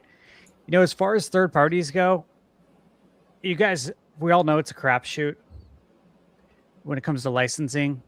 I could sit here all day and say that I want NBA Hang Time, and that I want NBA on NBC presents NBA Showtime, and that I want NFL Blitz and NHL Hits and Slugfest. And I could say that I want No Mercy and WCW versus NWO Revenge. But the reality is all of those games have crazy licenses to get around, and it's probably not going to happen, right? And if it was, it would have already happened. Not to say we'll never will. I leave the door open, but reality is it's probably not going to happen, which is why I'm not saying those. Yes, and NBA Street 2, Inspector Void, yes, that too, all of them. Those aren't happening. However, on the GameCube front, I think we have a little bit more wiggle room. Okay, so obviously, I had on my bingo card Wave Race Blue Storm. You guys know I want to see that. I think it makes sense for a summer title. Oh yeah. I think you can't. I mean, you can, but I just don't think it would be smart. It would be wise to release Wave Race in the summer. Mario Sunshine, obviously, in the summer. You release Eternal Darkness around Halloween. We already got Luigi's Mansion last year. That's right. That's on NSO. So, stick within your themes. Themes do wonders. They really do. They really help things out. Mario Golf Toadstool Tour. Love that game. Release it during the Masters, right? Fantastic one. Yeah, make it make sense. Mario Baseball. Release it during the playoffs. When the playoffs start, or the World Series, or opening day. Your choice. Especially if Shohei is back at the World Series. You know what I'm saying? Yeah, dude. It's so easy to make it make sense. Sonic Adventure, obviously 1 and 2. I want to see those. Sonic Adventure again. That is very much feels like a summer title as well, with the game's theme and the music. One game that I wanted immediately with GameCube NSO. When I say immediately, I'm just saying I don't expect it immediately, but it's something I wanted right off the bat. That's Phantasy Star Online with online play, right? Yeah, because I've talked about this. There's people who still have a server up for Phantasy Star on Dreamcast. They're running their own private servers. I'm like, dude, that'd be badass. I love Phantasy Star Online. That was something that my cousin Jim and I, that was like the first game outside of NBA 2K that we played online and actually interacted with people. And it was so much fun to play, an RPG online back in the day. So that'd be really great. Monkey Ball 1 and 2. Monkey Ball was synonymous with GameCube for the longest time. That's true. I bought it launch day, both of them, 1 and 2, when they came out. Love those games. Star Fox Adventures, man. Great games. Great games. Yeah, dude, got to strike while that iron's hot with Fox McCloud. You throw another one on there, like this comes out in the summertime or wintertime, or even just at the end of the summer, say, oh, you haven't gotten it yet? Try this one out too while you're at it. Yeah, 100%. Zelda Four Swords Adventures. I want to play that online because back in the day, you needed your 4 friends with your Game Boy Advance. And we did have 4 friends, thankfully, that we were able to play that game. And it was so much fun. But at the same time, this was when we were in high school. And I was busy. We were all busy. We were all working. I was working 2 jobs at one point in school and basketball, girlfriend, and my friends were doing stuff. And, a lot of time when I was playing video games, it was in class with the GBA SP. Thank God for that backlight. No more warm light, and I can actually play in school. That's how I did it because I was after school. I'm working. Yeah. Metal Gear Solid Twin Snakes. Get that over there too. I think. Oh my God, I forgot that's on GameCube. Yeah. People would love to see that. That's my realistic stuff. Look, like Beautiful Joe, I think could come. I love those games. Again, those are games I had pre-ordered back in the day at Best Buy. Tales of Symphonia, I don't think it would come over, and the reason why is because we have that remake. Yeah. Unfortunately, which it wasn't a great. When I say remake, it was a remaster, and it wasn't really up to par on Nintendo Switch. Yeah. unfortunately. Love that game though. That was another one I had pre-ordered back in the day. And then, guys, as far as consoles, like I said, the DS and Wii, but we should get the Dreamcast over. Like, I would love to see that. Skies of Arcadia. I either want that on Dreamcast or I want that on GameCube, because it came out on GameCube as well, and that's an amazing RPG. The IP was renewed within the last 12 months as well. So I'm wondering what's going on with that. Virtua Tennis. Dude, Virtua Tennis is the absolute shit. I don't play tennis in real life or anything. I'll tell you what, Virtua Tennis is an amazing game. Anyone who's played it loves it. You can pick up and play it. It's one of those games, easy to learn, hard to master. And you can get these crazy volleys going on. Speaking of that, Beach Spikers on GameCube is like Virtua Tennis, but it's sand volleyball. Same kind of gameplay. Great. The House of the Dead. Daytona, USA. Crazy Taxi. Shenmue. Jet Set Radio. First Soul Calibur. That was a launch title. That was a $99.99 game. Ready to Rumble Boxing is also really fun. And it ran very good on Dreamcast. On 64 was, I think, 30, maybe 30 frames. It's probably 20 frames per second, to be honest with you. But Dreamcast, it was silky smooth. It was very good. Inspector Void said Soul Calibur 2. We already have that. That's on. There's a launch title for GameCube NSO. So I'm not going to mention that again, but in the GameCube, obviously had the best version because we got Link. So look, guys, this is not even a complete list or anything. I just thought of this quickly. These are all things, though, that we should get.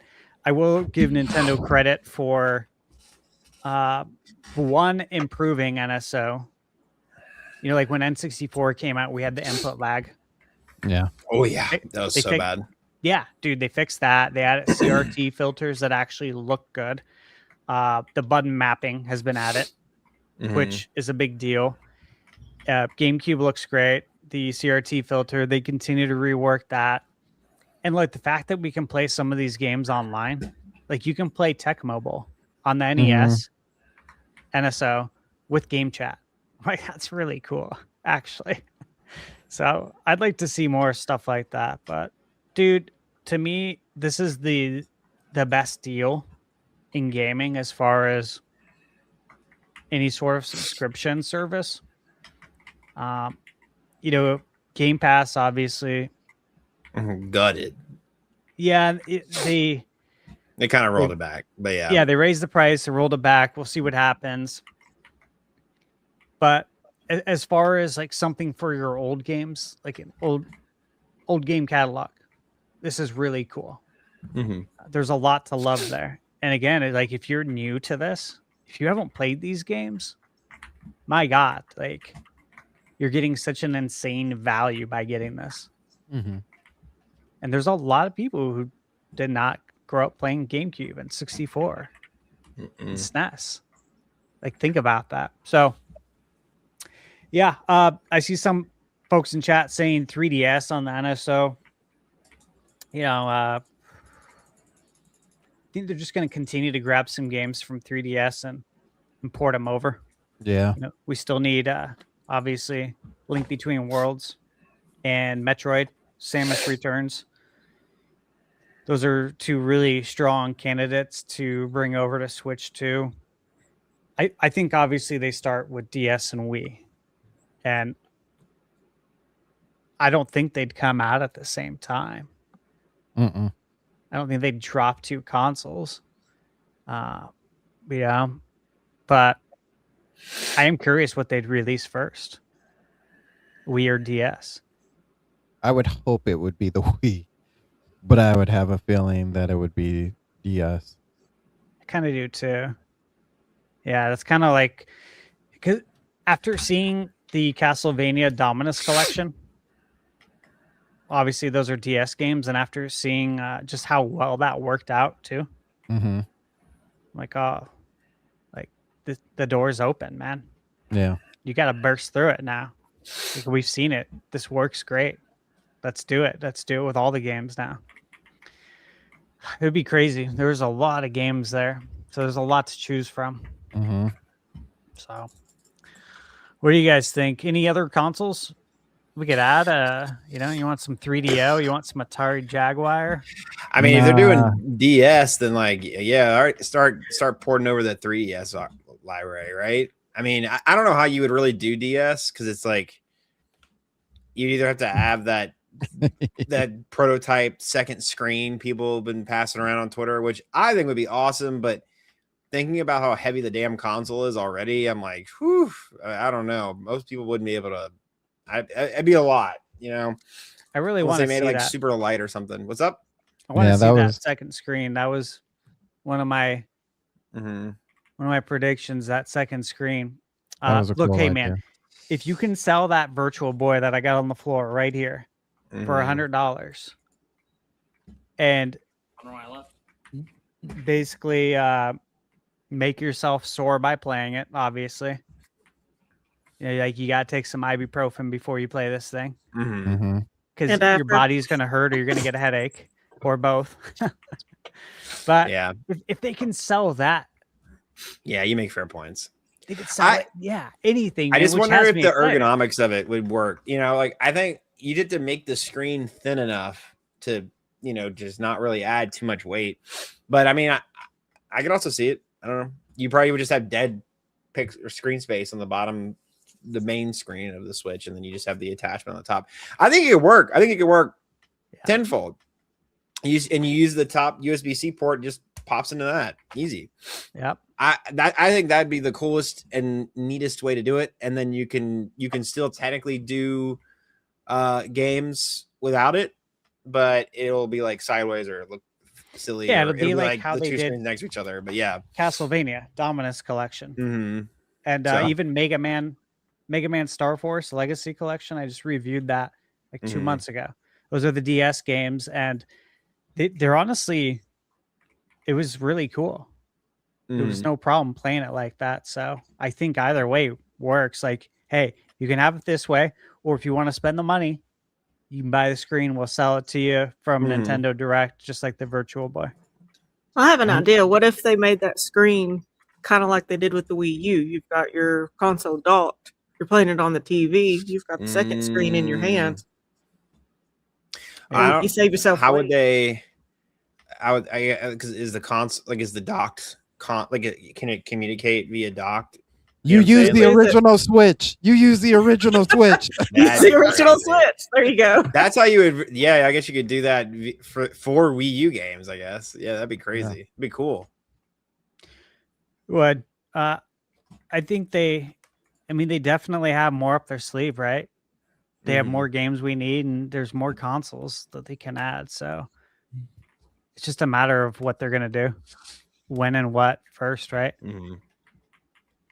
Should be fun though. It's always fun. Oh yeah.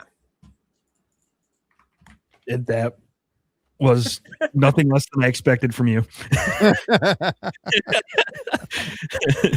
That was a great list. Nate, you want to go? Sure. After he just embarrassed me with his list. So look, guys, I'm obviously the resident. I don't really give two craps about NSO. I don't read games. I don't care about any of this retro library stuff. None of it matters to me. Like they could not have it at all, and it literally wouldn't matter to me. Just like Virtual Console didn't really matter to me much.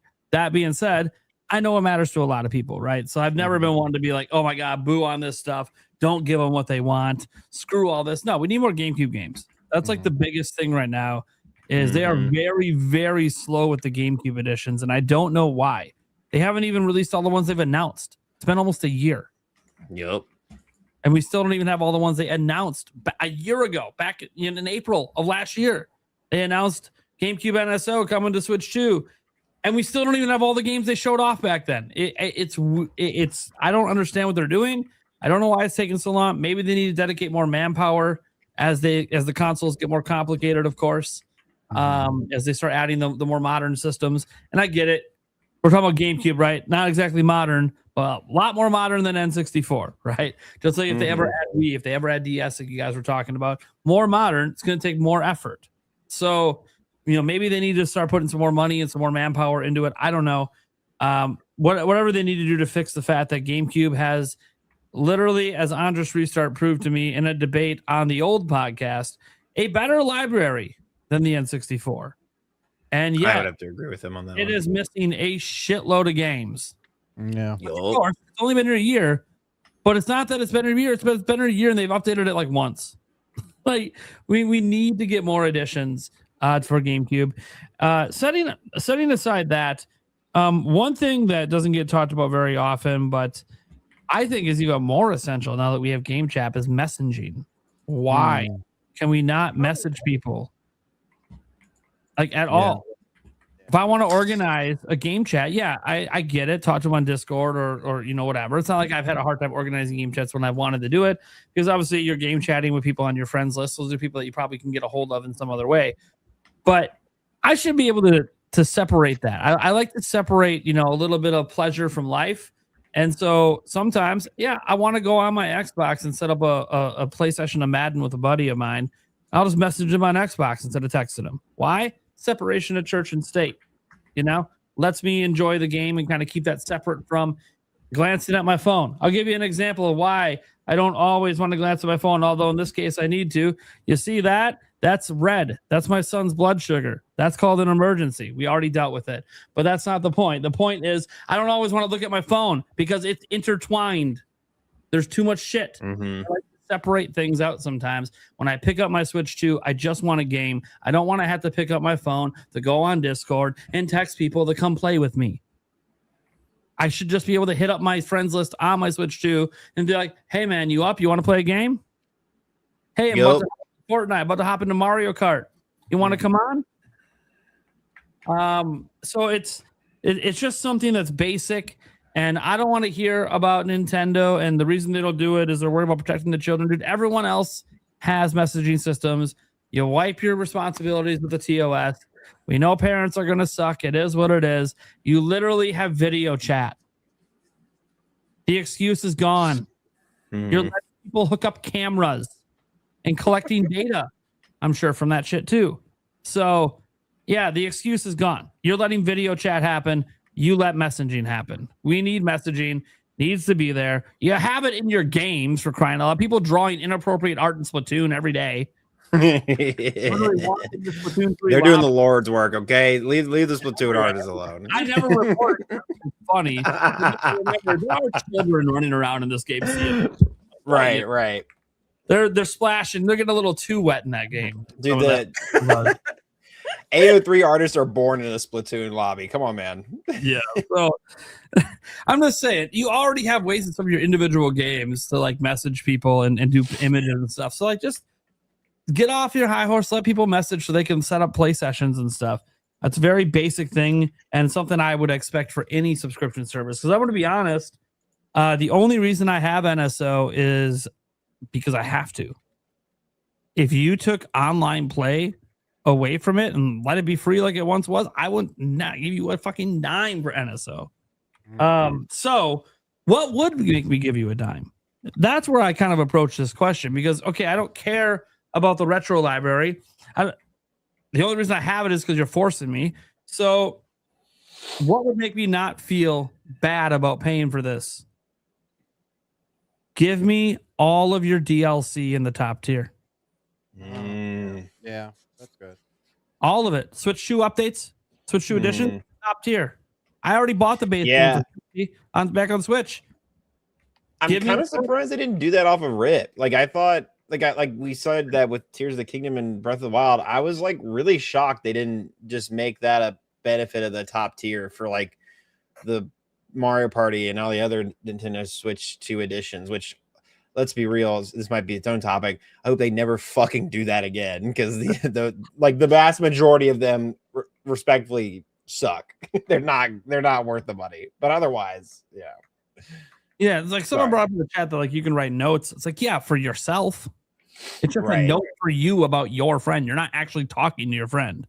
Right. There's a big difference between writing a note being like, hey, this is dumbass because he keeps changing his username every day, versus me being like, hey, dumbass, do you want to play a game? There's a big difference. One's for me, one's me trying to get their attention to come play with me. So yeah, I think that's just something that needs to be in there. And again, the whole idea of putting DLC, the Switch 2 editions on the top tier, and I'm saying the top tier because now you're talking about free content. Yeah, that to me, I think would be a huge value add. Again, they did it with Breath of the Wild and Tears of the Kingdom. I was hoping that was going to be a trend. We had Mario Kart 8 DLC was that way as well. You got it through NSO. Well, obviously some people bought it, but yeah, I would like to see that, because you do that and all of a sudden it's like, okay, I buy enough Nintendo games that I'm going to play enough of the DLC that it's actually worth the money every year just to get the DLC. And then there might be certain DLC I like that, all right, maybe I decide to buy it on its own if I ever want to cancel my sub. But, I think another thing they could do, and this is something where they would be borrowing from PlayStation and Xbox, would be offer game discounts. Offer game discounts for being subbed.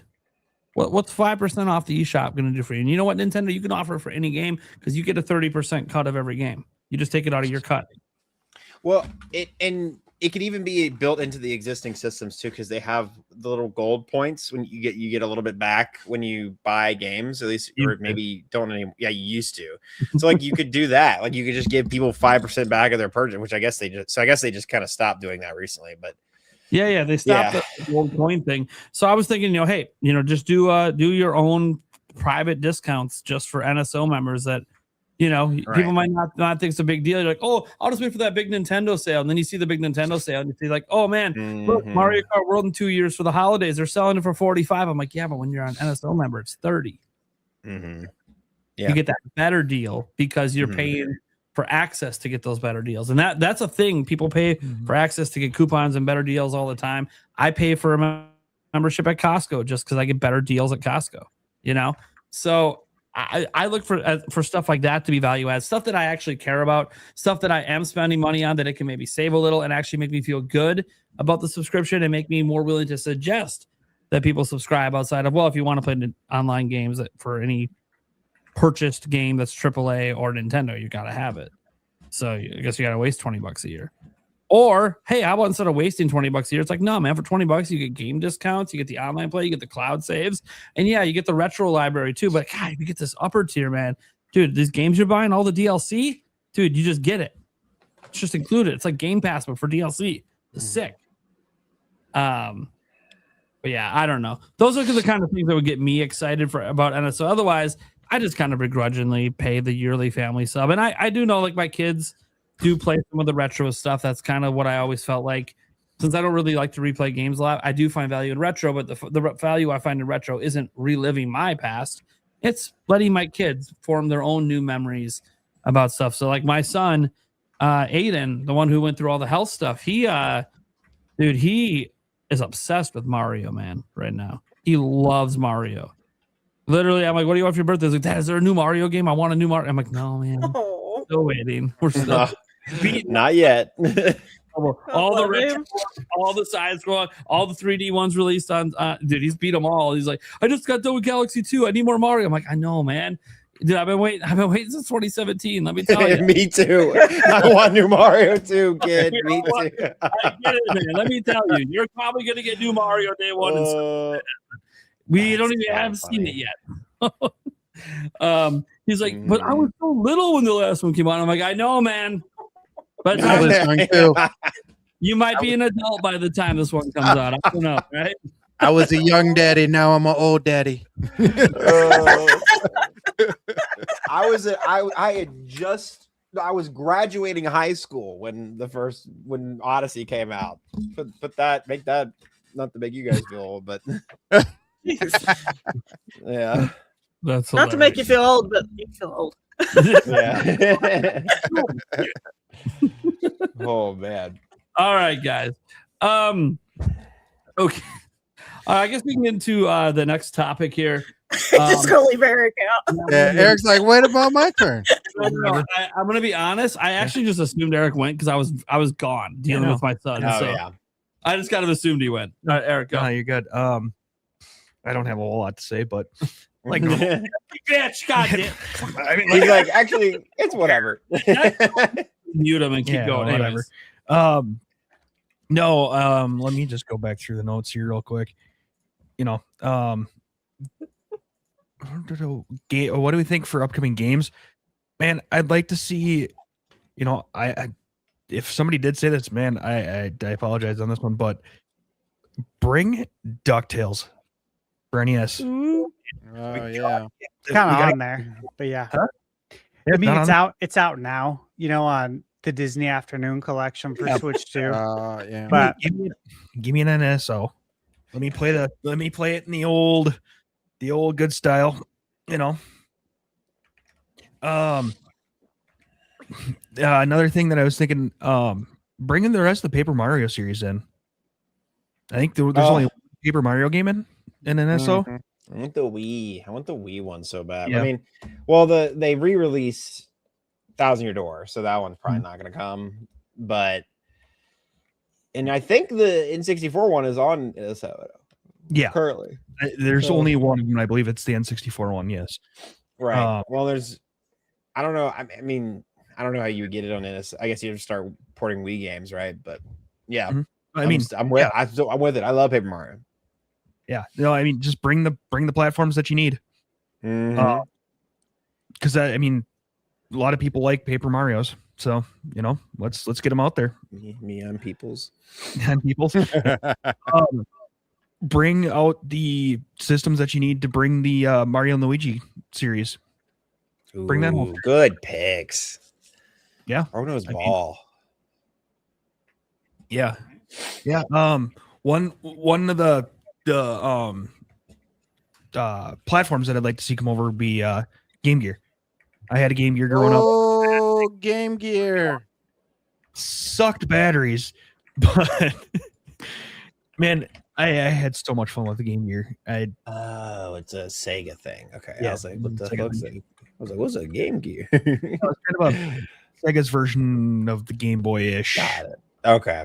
Game Boy Color, Game Boy Advance. I don't remember exactly what year that fell in, but Game Boy Color. Yeah, that'd be probably more like it. But there is Sega's handheld version of stuff. Got it. Yeah, I had so much fun with that. Again, like I said, that thing's 8 batteries alive. 6 at a time. 6 at a time. And you got maybe a couple hours out of it. Yeah, if you guys thought the original Game Boy pissed your parents off with the battery use, right? Oh my gosh, you didn't see nothing. At least had the power adapter for it, so that was at least nice. But yeah, no, that's one of the wall. Yeah. That's one platform that I'd like to see. Nate kind of touched on something that I think would be great for the additions with the I was thinking the Switch 2 upgrades. There, at least theirs being on NSO.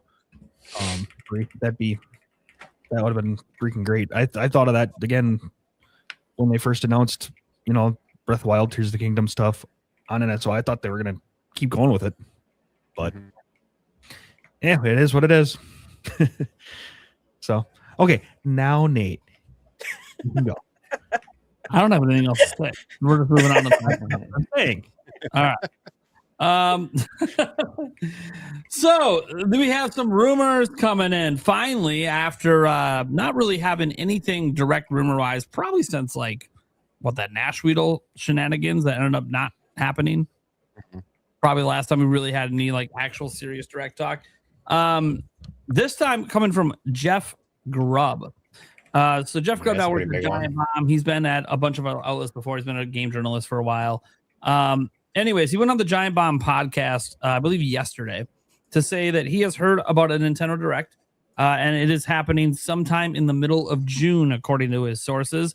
Now, he doesn't 100% know if it's a general or a partner Direct. He says both. He's leaning a little bit towards a general, but that's merely just logic-based, right? Like all the games that Nintendo has announced without dates. Nintendo talking about needing a robust lineup at the second half, and then you got to announce that lineup. Third-party games, a lot of them need dates. So just kind of a amalgamation of everything kind of makes sense that, okay, maybe it's going to be a general direct. We'll see. And then you said, let's see here. Furukawa has promised that robust lineup, as I mentioned. But beyond this, it is that time of year, of course, when a lot of games get announced in June. We got the State of Play already announced for June 2nd. We got Summer Game Fest on June 5th. Days of the Devs the same day as well. That usually follows right after or right before Summer Game Fest. We have the Xbox Showcase as well as already scheduled for the 7th. So obviously you're seeing the only platform holder without a showcase at the moment is Nintendo, although they do typically show up in June outside of 2023 and 2020 during the Switch era. And then, PC Gaming Showcase as well is going to be happening too. I forgot to mention that. And there'll be like a bunch of indie showcases. I don't have them all written down right now. I'll probably be live streaming a lot of them, but we'll see. They're usually like all day streaming events because there's just it's like back to back to back events. It just keeps going all day. It's a lot of fun, to be honest, but very hectic for about a 4-day period. Anyways, also to add to this as well, Nintendo is the first company announced to be attending Gamescom this year. Gamescom themselves were the ones that actually came out and said they're the first company to like commit to Gamescom, which is interesting. They usually never commit to Gamescom this early. They don't go to Gamescom every year. They only go when they have a reason, and the reason is usually because it's something they want to show off, something they're pushing, something they're marketing. So there's something we don't know about that at least don't know about officially. Maybe it's just Ocarina of Time Remake. We don't know.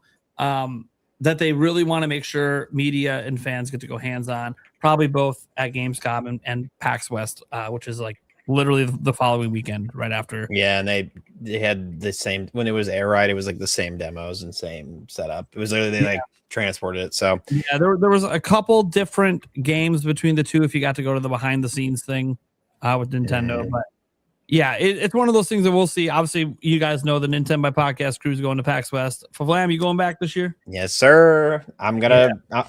I'll hold what else I'm trying to do there, but until it gets confirmed. But yeah, I'm doing some cool stuff. That's all I'll say. That's awesome. Yeah. So we're looking to do there. I mean, nope. Keep my mouth shut. Got to keep some surprises just in case something goes down. Got to keep some surprises. Mm-hmm. That said, I am obviously, looking at all of this. We get to Nintendo usually slots things if they have directs in June after everyone else is gone. So the big thing is like, do we think a direct is even coming next month? Is Jeff Grubb just full of shit, or does he know something? Now, notably, Nate the Hate said he will comment on what Jeff Grubb said on his next podcast episode, which he said will be later this week. So I'm assuming Friday. That also isn't Nate the Hate denying this. Interesting. Nate the Hate also clarified last week in a tweet that when he was talking about a direct back during his March podcast in June, he was speaking from having already heard about a direct happening in June, all the way back then. But he kind of just left it vague because it was so far away. Who knows? Things could change. So he kind of opened it to interpretation. This whole time I was under the impression that he was just saying there wouldn't be one until June or later just to be safe. In reality, no, he had actually heard rumblings back then about a June one. And obviously now here we are pretty close to June. So now he's gonna say something. Of course, you always worry if Nate the Hate says something, is Nintendo gonna move things around? I don't know. Right. Be more careful what he says this time. Maybe he'll just say if it's a partner or a general and give no timing. I don't know. Maybe he won't even say the month of June. I have no idea what Nate the Hate's got cooking, but probably some predictions, I assume, tossed in there if he truly believes it's happening. That being said, obviously, when do we think it's happening? Coming next month? Why or why not? And when is it going to happen next month? And then what does this direct, if it does happen, need to be for Nintendo at this stage of Switch 2's life? You can feel free to toss in some predictions if you want. You don't have to go crazy because if it does happen, we'll end up doing a direct bingo anyways. But yeah, what are your guys' general thoughts on this? Jeff Grubb, do we think it's happening? If it is, what do we want to happen? Who wants to go? Let's go with gosh, who's chomping at the bits here? I just saw her eyebrows go up. Tabby. I knew it was coming. Well, I mean, you gave me the eyebrow shift. I'm like, okay. Yeah. Raising your hand. I should have done a wink. No, I think we're due a direct in June. It's been September. This is one of the longest we've gone without having a direct. I kind of looked it up the other day. I think they said 176 days was the longest, and that was in 2017. So this is a pretty long time. We need something that gives us dates for releases that they promised us last year, and we're not seeing yet. Fire Emblem Fortunes Weave being one of them, and that's a hill I'm dying on right now. But there are other games that were mentioned. There's GameCube releases we still haven't gotten either. It would be great to get some more information about, either what the holdup is, to say, hey, this is still in development. Put that in something, either a today release or a direct. Did I read something on Nate the Hates thing saying he didn't say that it would be a Nintendo Direct or a Partners Direct, but he would clarify that later? Yeah, he has not clarified it at all. He doesn't. Okay. Last I could have time swore the word at the time was he didn't know. Okay. I thought I heard him tease, but that's, yeah.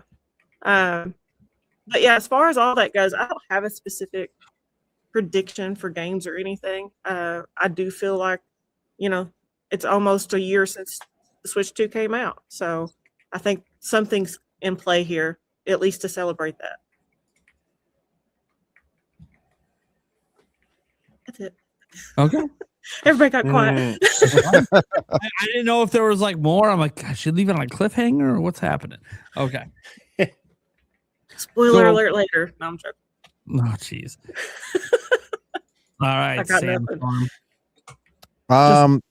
ThunderStash, Sandstorm. Oh man, got weather up in here. We're dropping the album soon. There it is. Shit. I do think it's happening. I definitely think that we will be getting a direct very soon. When it will happen, I actually think it's going to be in the first couple weeks. So I'm the only person who really calls this stuff out, but every time Nintendo usually does a direct, PlayStation does one like soon thereafter, like very soon, and they've already announced that they're doing a state of play like weeks in advance. So I'm assuming that there's going to be somewhere in there. I know they're two different companies, but I think usually when Sony like shows its hand, it's because they like where there's smoke, there's fire, and they're like, we got to get there first, So I definitely think that there's going to be a direct. I think it's going to be like an actual direct, especially because it's what we like to dub the month of video game trailers, or second Christmas, if you would. So I think this is like the perfect time. We're getting to the end of, like Tabby said, there's games out there that we still don't have release dates for. We're also getting to the end of what the direct showed off of games that were announced that had release dates. So we don't really see too much on the horizon as far as the direct itself. We already know about Star Fox and everything, but that's at the end of June. So with that being said, I think it's about time for that Mario to show face, even if it's not this year.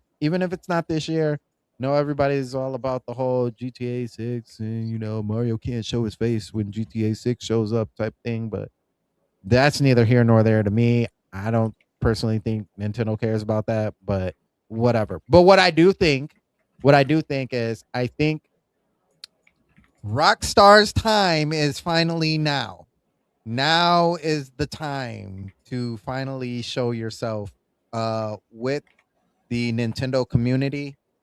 Obviously, it's not going to be GTA 6, but I do think now is the time for Red Dead Redemption 2 to show face and show that there is support coming for Nintendo, even if or if not, GTA 6 shows up on the Switch too, which I believe that it very well could. Now, I also think that's next year, but that's also, again, neither here nor there.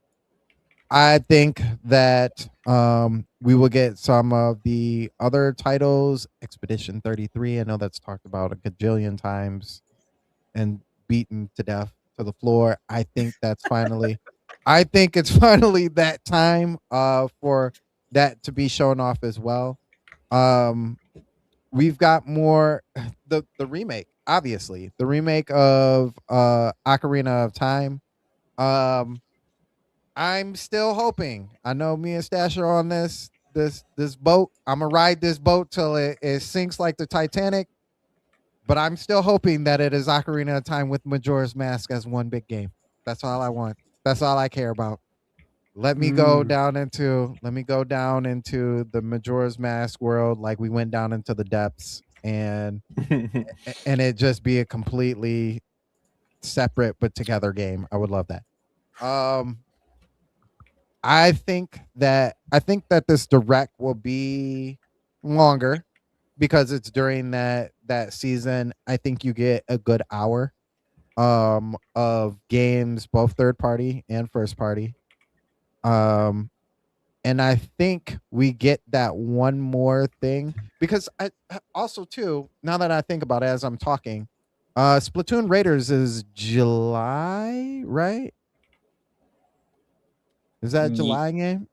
I don't. Does it? I think it has. Yeah, I think it's. They have July, but they don't have like a day, right? An actual day. Call our fantasy critic to find out.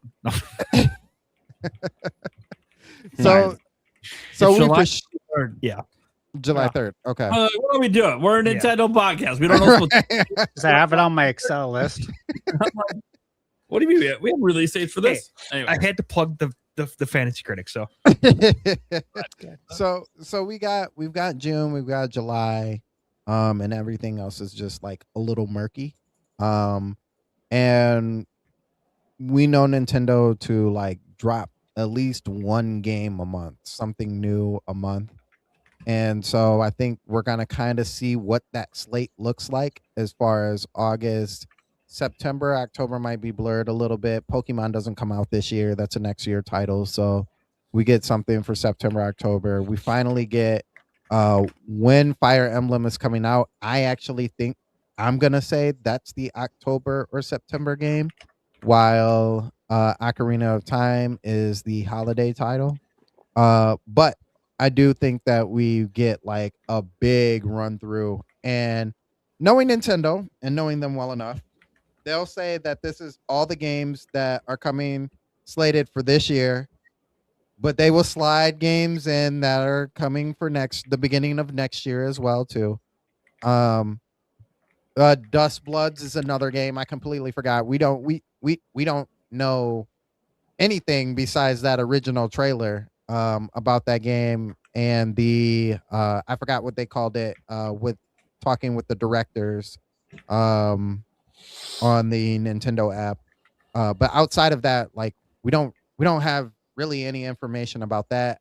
Elder Scrolls obviously is another game that comes up. I'm more interested in Dust Bloods than I am of Elder Scrolls, but those games both have to show up at some point, and you would think that there would be some space between the two because they're one, both from software games, and two, they kind of look like they're fundamentally the same. So putting a little space in between those two makes sense to me. So yeah, I think there's going to be one, and I think it's going to be a bigger one. Do I think everybody's going to be happy with everything they show off? No, not at all. So something's going to get missed, and people aren't going to be happy about it. But I think for an overall showing, I'm calling in my way too early prediction that it's probably going to be a solid, for me, a solid 8.5, 9, touching 9 direct. Damn. You heard it here first. I mean, I'm just saying. Damn. Hell yeah. FVLAM, who's moving? Yeah, I mean, I don't know. Maybe this is a bit of a pessimistic take, but I think this is actually a stand-in year for Nintendo. I think the Direct is going to be, I think it's going to have plenty of things to talk about, but I think we get like we get more of the remakes and the remasters, and the heavy hitters are saved for next year.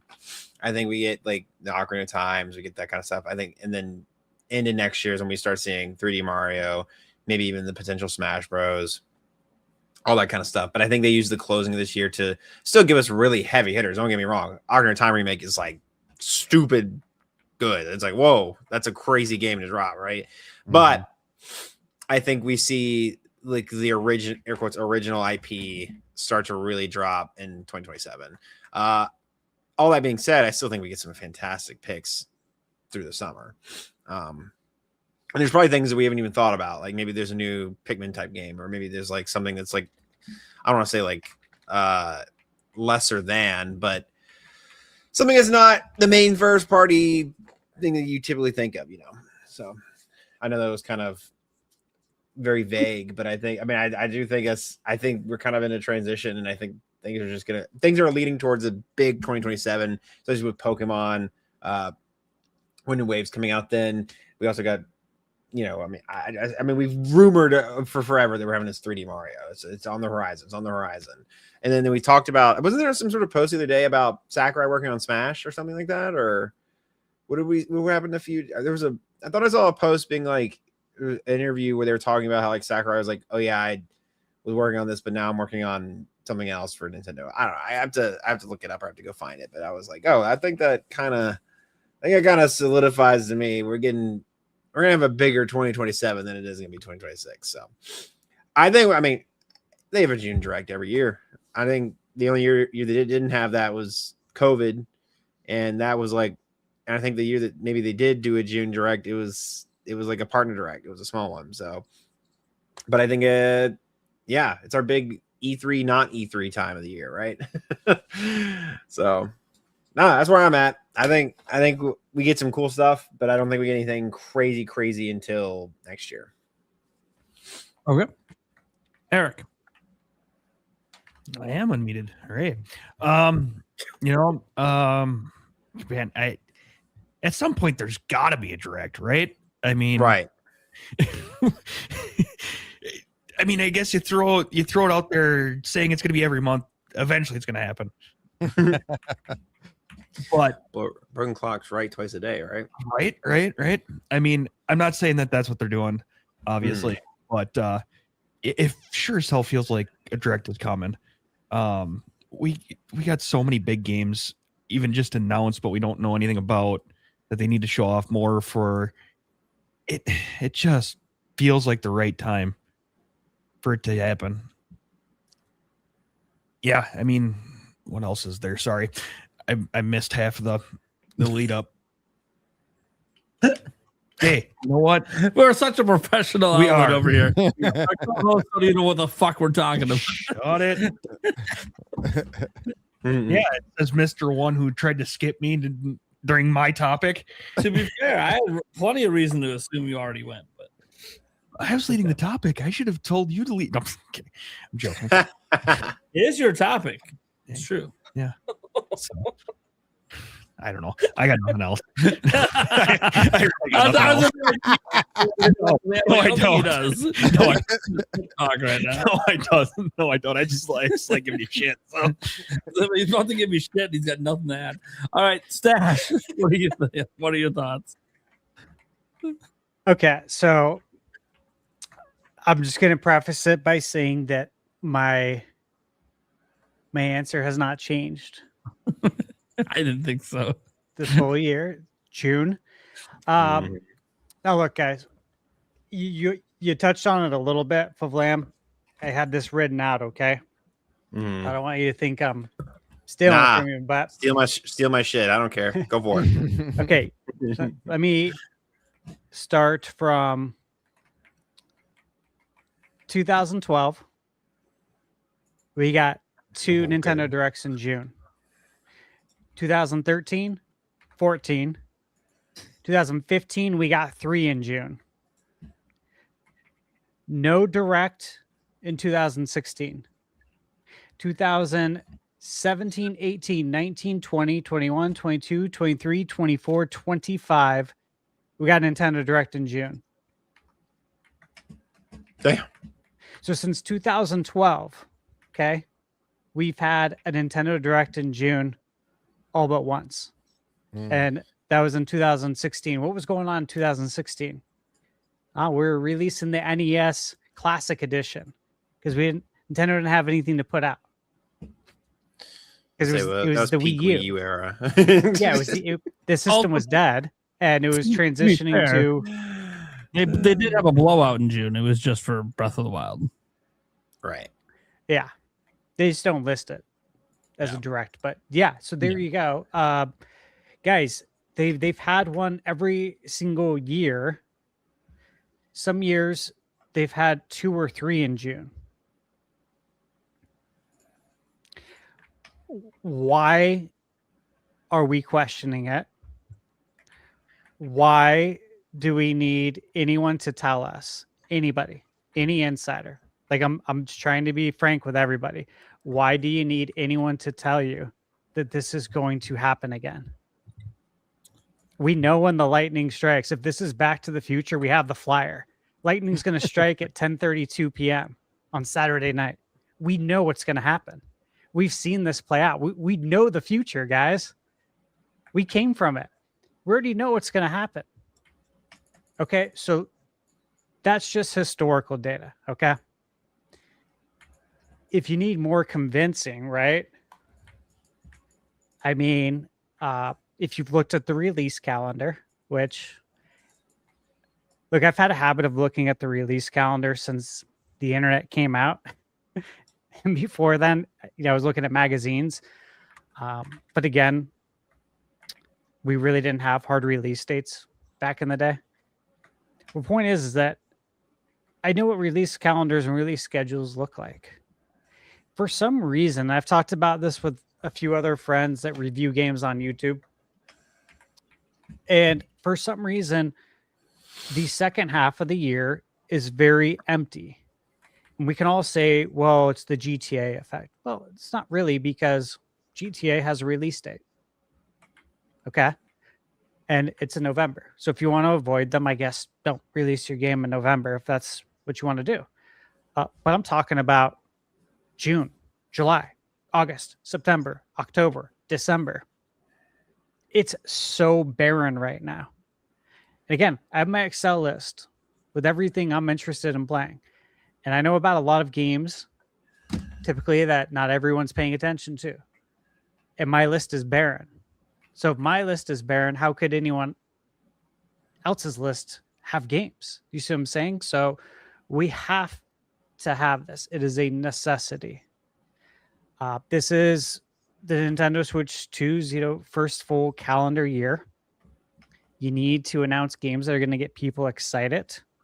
For Nintendo Switch 2 to want to ask for it for their birthdays, for Christmas, for Hanukkah, Kwanzaa, all the other holidays. But for real, you got to get people excited. We need updates on a lot of games. Look, Summer Game Fest is very much still... It's the spirit of E3. Mm-hmm. This will always be E3 season, right? Mm-hmm. I don't think that's ever going to change, because this is what's worked. This is why every year everyone does their blowouts in June. Like, guys, if we looked at Sony, I just listed off all those directs. If we looked at all the times Sony held something in June, I'm almost for certain it's every single year. Xbox, again, almost for certain it's every single year. So this is like nothing new. This is always going to happen. So Nate asked, do you think it's happening? Why or why not? I think I answered that. Is it happening in June? I think I answered that. And what does it need to be? It needs to be excitement. Again, it needs to get everyone excited. I do think Zelda, good chance. If not, September, like usual, right? It's really important because we got the movie coming out, and you want to build that excitement for the movie and start ramping up for that. there's going to be a trailer at some point this year. Build excitement for it. And people are going to want to know if there's a new Zelda game on Switch 2 yet. Or is it just Breath of the Wild and Tears of the Kingdom with better graphics? That's how people are going to think about it in their head, is that these are just Switch games with better graphics. Granted, they're amazing, but people will minimize it. And they're going to want to know if there's actually something to play. And again, what's great, man, look, Ocarina of Time came out in 98. It was a long time ago, November 98. Again, we were talking about it earlier about all the young kids who've never played GameCube. I mean, if you're 20 years old, the Wii, like, you weren't even out yet. You know what I'm saying? Mm-hmm. The Wii's 20 years old this year. So what about GameCube? What about N64 and Super Nintendo and all that? So Ocarina of Time, it's old, man. Kids aren't willing to go back and play that. They're not willing to deal with that frame rate. For us, it's like nothing. Yeah. But there were times where Ocarina of Time ran between 14 and 18 frames per second during action-heavy sequences. And I know this because I've quoted it quite a few times when I'm doing reviews of games and people are complaining about 30 frames. I'm like, hey, look, we lived through 14 to 18. This game got a 99. It's the highest rated game of all time. Take it easy. Frame rate's not everything. Okay. It's important. Sure. It's not everything. So, we got to know what to be excited about for the holiday. All that stuff's coming. All the updates. You guys listed all the games, the Dust Bloods, Elden Ring, the third-party stuff, all of that. There's a lot going on, man. There's a lot going on. And there's so many showcases. Like, Nate, you mentioned a couple. For instance, like Indie Quest is something I'm really excited for. I reposted about it today. The Gaming Shelf, Taylor Hoyt's doing that. That's May 28th at 5. And then I just saw today, Insider Gaming website. Was it Tom? Tom guy worked there, right? Tom Henderson. Yeah. Tom Henderson. They're doing a showcase the same day at noon. So they're doing one at noon on May 28th, 50 plus indies and 12 plus premieres. And then Indie Quest is at 5 p.m. that day Pacific, 35 plus new trailers, 6 world premieres. That's on May 28th. Right. And then, then it's like State of Play on the 2nd. Right. And we all know that's over an hour. I looked at the blog. Doesn't say it's 60 minutes, says it's more than an hour. So who knows how long that'll be, but obviously Summer Game Fest, the Future Game Show, Wholesome Direct, Day of the Devs, PC Gaming Showcase, Xbox Showcase. There's like so much coming up. And Nintendo's got to show their hand too with everybody else. This is what we do in June. Like E3 may be dead, but it's definitely not forgotten. It'll always be in June, man. This is our Christmas in June. This is what we all look forward to. Every year we look forward to this since we were kids. I remember being in high school, like so excited for E3. Middle school, actually. I think I've talked about it before, that issue of Nintendo Power that had like Mario on the cover. It was for the E3. It was in like 90. I think it was E3 98 because I was in 8th grade. And I remember being in my science teacher's class, Miss Wilhelmy, and like I'd have my 3-ring binder open with the Nintendo Power inserted in there. I can't tell you how many times like I just stared at these screenshots because we didn't have gameplay, and we kind of did, like, you had to download the QuickTime videos back then, and man, that was gonna take like a year. Seriously. So I just think about that. It's like this has been going on most of my life. Like a majority of it. E3 has been going on since like 95. And I think it'll just forever be in June, guys. And I think it works out for all these companies, right? It must. 6 months till Christmas, pretty much. Yep. Good timing. Yeah, it's just the perfect ramp for everybody. It just seems to really work out. Everyone's able to get out and meet in one place. It's always in LA. It used to be in, where else was it? Wasn't it in Vegas a couple of times and maybe Atlanta? I think, yeah. And then Back in the they day? kind of just Somewhere on kept the it East to LA for the longest time, which Yeah, is a huge miss in my opinion. It should have went everywhere. Atlanta I wish, man. and Santa Monica. Ah, yeah. Atlanta, man, that was back in the day, wasn't it? Yeah. Well, that was Jeez. late 90s. I said they don't ever Can do you anything. 97, I mean- 98 was in Atlanta. I can't believe I remember that. Wow. God. Yeah, wow. A long time ago. 97, 98 was Atlanta. 2007 is when they did Santa Monica. They did it at Barker Hangar. Otherwise, it's always been at the convention center outside of those 3 years. Yeah, it's gonna be fun, man. I'm excited. I'm really excited for all of this. There's so much to watch. I feel like I'm using Nate, and Eric, like Google Calendar for Summer Game Fest, like we did. Oh yeah. I'm using it for that, but I'm like, you know what? I'm gonna be so busy like the week before. I need to add all of these showcases to that calendar too, so I don't miss it. Because I don't want to miss any of this stuff. Indie Quest last year was really good. Lots of great games. So I'm interested to see, because these are games I know I'm going to be reviewing. It's almost like I have to watch these. Otherwise I'm going to miss out on my work. Mhm.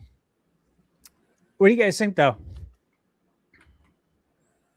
What do you think about all these showcases? Like, you can try and It's tune in just- for all of them? It's just that time of the year again, man. Oh, It's just yeah. that time of the year. Absolutely. So, I mean, my plan is always to stream a majority of them. Doesn't always work out the way that I'd like it to, because it's always like the first week that my kids are out of school. It's always that week every single time. So it's just like really, really hectic that week. But I try to make it and stream them all. Next week, I was on the fence with Indie Quest. You saying that it was really good last year makes me maybe want to consider reacting to it. We'll see. But for sure, the June stuff, I plan to react to the State of Play, the Xbox Showcase, obviously Summer Game Fest. Those are like the three big. Obviously, I'll be reacting to that. The indie stuff is just going to be me talking to my wife and being like, all right, what block of time can I have to stream? Because I'm not going to do anything else if I'm working. Let's just be frank. There's events I want to watch. Yeah. So it's about, what time can I get? So which one of the indie showcases and all that I'll get to live stream, I don't know, but I'm going to try to stream as many of them I can, guys, just like as if it was Prime Gaming Fest, but it's not. That being said, look, it is E3 Christmas, man. I mean, it's been Gamer Christmas as far back as I don't want to say as far back as I can remember, but as far back as I cared to remember as a kid. You get to 95 and at that point, you got that going on. You got the Wizard stuff happening, making you really into game. Project Reality. So there's so much crazy stuff. I remember the Space World, hearing about that stuff. Yeah, it's the best. And so I've always viewed this time of year as a gamer Christmas, and over time I became more and more appreciative that it wasn't just game announcements. A lot of times people got to go hands-on with the games right after, and then you get literally same day, next day hands-on previews, usually just articles online, but obviously as time moved on we got videos and everything as well. And so that started becoming just as big a deal to me as the actual game announcements, because we get to go hands-on. That makes me want to go to E3 even more. Obviously I was fortunate in my life to go to E3 a handful of times, but it's never quite what it once was, but it's slowly getting back to at least the part that people cared about the most, and that was the game announcement. We're slowly getting back to where it's like, hey, we know this 1 week period every year that you're going to get a bunch of game announcements. Yeah. And right now, That obviously begins next week. But if you want to think about traditional E3 time, I guess it would begin with the state of play, and then I guess caps with whatever Microsoft is doing or whatever the heck Nintendo ends up doing in June, as the rumor has it to be about the middle of the month. And if you go back and look, they typically do the middle of the month. Although for E3 times, obviously it was always that Tuesday of E3. They always went last, by the way, which should let you know Nintendo likes to go last. So they're the final memory you have of game reveals in the month of June is them. So it would make sense that they were still the middle of June, because then that would make them go after everybody else. Yeah. And we say that there's a wild card out there in GTA of whenever the hell they're going to start marketing that, because I don't think it's going to be part of any of these events. I think Rockstar is going to do that entirely on their own. And I think they might start that in June. So that is kind of a caveat that I think that marketing event is also going to happen in June. And so, whether Nintendo found out when that is so they can maybe avoid it, because last thing you want to do is have a direct the same day GTA trailer 3 is dropping. Yeah. Unless Switch 2's in that trailer, you don't want to be that same day. Probably not even the same week, if you're completely honest. So I'm sure Nintendo's navigating that as well, trying to figure out the best timing and talking to their partners to be like, hey, we just want to know when we want to time our event. So yeah, I do think Nintendo's doing a direct, clearly. I mean, the reason that people worry is because we haven't had one since September, which is unusual, but not unheard of. We don't get one every February, March, April, although we typically do in the past. In terms of June directs, there's been a couple where we didn't get anything, like 2020, obviously because of COVID. And I believe 2023 didn't have a general direct where there was like some other event that happened that year. Either way, it's pretty common that June and September are like the times. September for sure, they like always do September, which makes sense. It's right before the holidays. They would have to have no plans for the holidays to not do a direct then. So, yeah, I think there will be a general Nintendo Direct, just because we've said it for a while. It feels like they need one. They keep getting away with doing different marketing, which is individual announcements. Nintendo today, they did it with Star Fox, of course, and I think that can work. And I think the views on the trailers and stuff are showing that this kind of marketing they're doing is working. This is why we had that brief discussion a couple episodes back about how, does Nintendo really need directs for their stuff? Because they're actually seeing quite a lot of success without them. But I don't think that they're done with the direct format like some people think. I think it's just I hope not. They're going to do 2 a year. I think the plan moving forward, this gen's 2 a year. We're going to do one in June, and we're going to do a refresher for holiday advertising in September. And that's just what we're going to do. And what that does tell you, at least if you base it upon the last September one, it's the June direct that's the big one. That's the one that has the big announcements. September is more of a refresher, advertise, maybe tease you one game for next year. That's what you're going to get.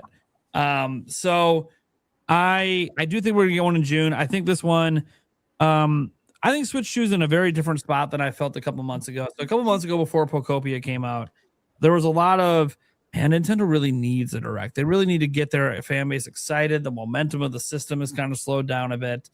Obviously we're hearing, murmurs out there about Nintendo maybe talking about price increases eventually, which is coming. But I think right now Nintendo has actually kind of turned things around a little bit since then. Obviously Pocopia came out, was a big hit. Tamagotchi Life, big hit for them. But setting that aside, they just had Yoshi come out and get the highest review score that franchise has had in quite some time. Really interesting to see that review quite highly. Star Fox came out, and look at the views on the trailers, dude. They have more views on the trailers than I think Star Fox has ever sold combined. If you combine the sales of the whole franchise, I don't think it passes the views on the trailer. Like, damn, people seem to be pretty damn hyped for Star Fox, or at least wanting to turn in because maybe they think the graphics are divisive. I don't know. Whatever the case is that's making people want to tune in and check out that Star Fox trailer, they're doing it. So I think that Nintendo is definitely going to have this big direct. I think what it needs to do is this needs to be the direct that obviously does the marketing thing and advertises their big games. Obviously, we talk about Ocarina of Time Remake and other things that they could announce, but I think it just needs to be a warm hug. It needs to be a reassurance direct. Look, you don't gotta blow your load for 2027. You don't gotta show me the 3D Mario. You don't gotta show me the next big 3D Zelda game. You don't have you know, give all the show me Smash and all this stuff. Like, especially if this stuff isn't coming this year, you don't necessarily need to show it. It would be cool to have maybe 3D Mario teased, I would say, just so people have it as the movie's coming out now to buy on DVD and all that. Like, hey, we're not done with Mario. There's more Mario coming next year. It would be cool if they did decide to do that as like a teaser to make this really big. But I think that it's just a reassurance one means, you know, we get dates for everything already announced. So Dust Bloods and Fire Emblem, right? Those are the ones we don't have dates for yet. So we get dates for those and new looks, and we finally know our questions are answered on Dust Bloods, hopefully in a positive way. And obviously we just Fire Emblem continues to look fire and looks great. Obviously you can get Toon Raiders and updates and stuff like that. I think Ocarina of Time remake, if it is this year, obviously has to be there. And I think they just have to drop enough because Nintendo, notably in the second half of their fiscal year, has a lot of open slots. If you consider all the way to March, you know, they got 4 or 5 slots of like, there's not even games announced. So there could be quite a bit at this June Direct. I don't think you're going to see, like, people think it's going to be like 8 or 10 game announcements. No, that's maybe if you count third-party announcements, but from Nintendo, you're not going to see that many. You're going to see like 3 or 4 at the most. 2 is what I expect to see, like brand new. But there could be Switch 2 editions and other things there.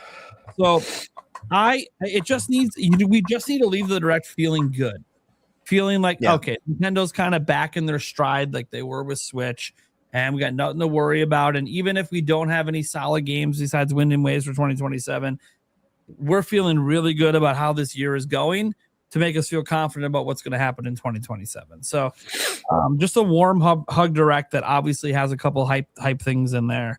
And third party wise, we just need dates. We just get dates for everything. Yeah. Like, can we get the Lego Batman date for Switch 2? That'd be great. Can we get the 007 First Light date for Switch 2? That would be great. Can we get Elden Ring's date?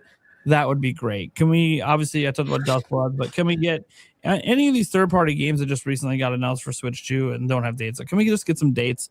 And I know a lot of these companies, the reason we don't have dates is because of Grand Theft Auto. At least I assume it has to be because of GTA. Because I've never seen, I don't remember the last time I entered, or we're entering the month of June, and we know about a bunch of 2026 games, and we don't have dates. It's really weird. If you think about how many, like, you know how many games you know about, guys? Just go look, again, shout out our Fantasy Critic. Go look out at my team on Fantasy Critic. A bunch of those games are confirmed to come out this year. No release dates. No release date. Like, it's wild. And it's because they're all about the GTA 6, which to me is confusing because, like, were all these games planning to release in November? I don't, like, it's kind of weird. If GTA 6 didn't exist and you all were going to release in November anyways, you all were going to cannibalize each other anyways. So I don't really understand why GTA 6 is making people hold off on dates like this so much. I don't think it's coming out sooner. So I think everything up to November is pretty safe. Yeah. It's crazy how it seems like there's like so scary of like one game, like, woo, when this game drops, nobody ever is gonna play games ever again. Because it's gonna break records, yeah. And people are still gonna be playing other games. Right. Some people just act like it's the only game that ever exists, and they don't get to play video games until GTA comes again. I don't know. Well, it's funny too, because like when there's people out there being like, "Well, GTA is going to cannibalize everything," I'm like, "Well, have you looked at the active player base for GTA 5? It's something like 80 million people." I'm just telling you right now that like the people picking up GTA 6 day one and going hardcore on it, they weren't going to play any of this other shit anyways. All they do is play GTA. That's literally it. I don't think you guys understand. It's like Fortnite. That's a lot of people that play GTA 5. That's all they play. They don't play anything else. So, like, I don't really think, like, as an example, a Zelda fan is not going to say, "Fuck the Ocarina of Time remake. I got to play GTA." It's not going to say, "Oh boy, 2 cakes." If you have the ability to play both, oh boy, 2 cakes. Yeah, exactly. We're not going to get both. It's, whatever. We'll play Ocarina of Time on the go when we have to leave. We'll play GTA at home, whatever. So yeah, I think it just needs to be a warm hug direct. No, it doesn't need to be like the greatest direct of all time. just a warm hug that's just reassuring and makes us feel good about the rest of this year. And then obviously that will obviously make us feel pretty confident about 2027 and beyond as well. And I think what would help is, it feels weird saying it, but I kind of feel like one tent pole needs to be shown. And I don't even care which one it is. Something from your internal studios needs to be shown. Yeah. It's been a while since we've had an internal studio game come out. Who can name the last one that Nintendo released that was actually made by their internal studios?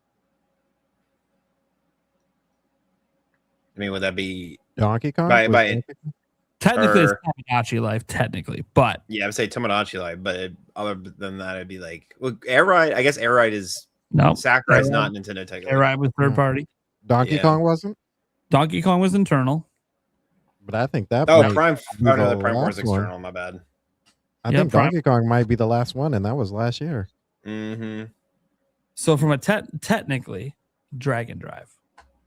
Oh, right. I guess it did come out after Game of the Year. Yeah. So we just need to see something from these, like even Fire Emblem coming up, not an internal team.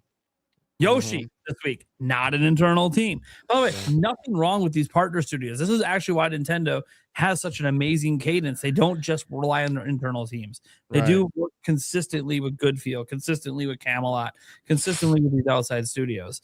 But we need to see something from the internal studios, man. This is Nintendo's platform. I want to see what Nintendo can do with it. Yeah. That's all. Just one of them. And I think that alone would reassure people just to see that Nintendo themselves can actually cook on their own system. Because even Bonanza, which I love, but it is a Switch 1 game. I want to see what Nintendo's teams can do ground up, only making for Switch 2. We haven't seen that yet. Yeah. Unless Star Fox is it. Because technically we don't know the developers of Star Fox yet. No, we don't. I'm really interested to know who it is too. I am too. I have to head out for the night, but it's wonderful as always. Yep. Follow me on FVLAM and on everything on YouTube and all that. You know, doing a lot of Delta and stuff right now. So that's, if you like Delta, pull up and leave the flower to give us one piece of advice. Ooh, so exciting! All right, there you go. So true, flower. So true. All right, you guys have a great night. I'll talk to y'all later. Bye. See ya. That just happened. I told you it was random. I still gotta open mine and like set it. I think I'm gonna open it and I'm not gonna tell Michaela. Like, she's not looking forward to this flower at all. The only time ever she's not looking forward to flowers, of course. And I just want to set it up. I feel like though it's good if I don't tell her, she might pick it up and literally chuck it. Yeah. It might freak her out wondering who the heck's broke into your house. Yeah, it wouldn't be worth it. Unless like I had it on camera. Get it on camera. Yeah. I don't have cameras around the house, obviously. Security cameras, quick. Yeah. Capture the moment. Because Get that'd your be nanny funny. cam. Oh, good morning. What the fuck? Yeah. I'm not gonna lie. The first week that I had it, it freaked me out a couple of times. Won't shut up. That'd be hilarious. Sure. All right. Well, I think that's it. Does anyone else have anything they want to add for the direct stuff? No. Okay, cool. That's fine. Don't even press the topic. I could talk about this all day, but if no one else wants to keep going, who cares? We got other stuff to talk about. We got the Q&A, guys. If you guys want to know, you guys can super chat in your questions. We're not doing the Q&A just yet. Although $20 super chats that I am taking edibles. I'm just throwing that out there. That being said, guys, we have this really, really cool topic coming up here. So let's just, I don't know, dive right into it. Die on the hill for this game. So we're going to be picking a game. Each of us picking a game that we really enjoy, but we know is not considered to be even remotely close to being a good game by the general populace. We are going to defend why we think it's a good game, while the rest of us kind of roast it, and it's just for good fun. Don't take anything too serious, guys. If I blow up and it looks like I'm going to pop a vein at Stash, don't worry about it. I'm actually just having fun. Yeah, don't ever worry about that.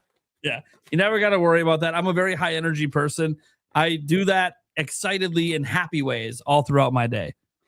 My hat's ready for it. People thought my videos were weird the other day. If you saw the live stream, you now know why I was a very happy boy that day. Let's go ahead. And who wants to go first? Anyone got a game right now? Just ready to go? Oh, Sandstorm. Jumping in the deep end. Boy, I'm ready to die on this hill. I am ready to die on this hill. Quest 64 is a great game. Oh, shit. Stash immediately.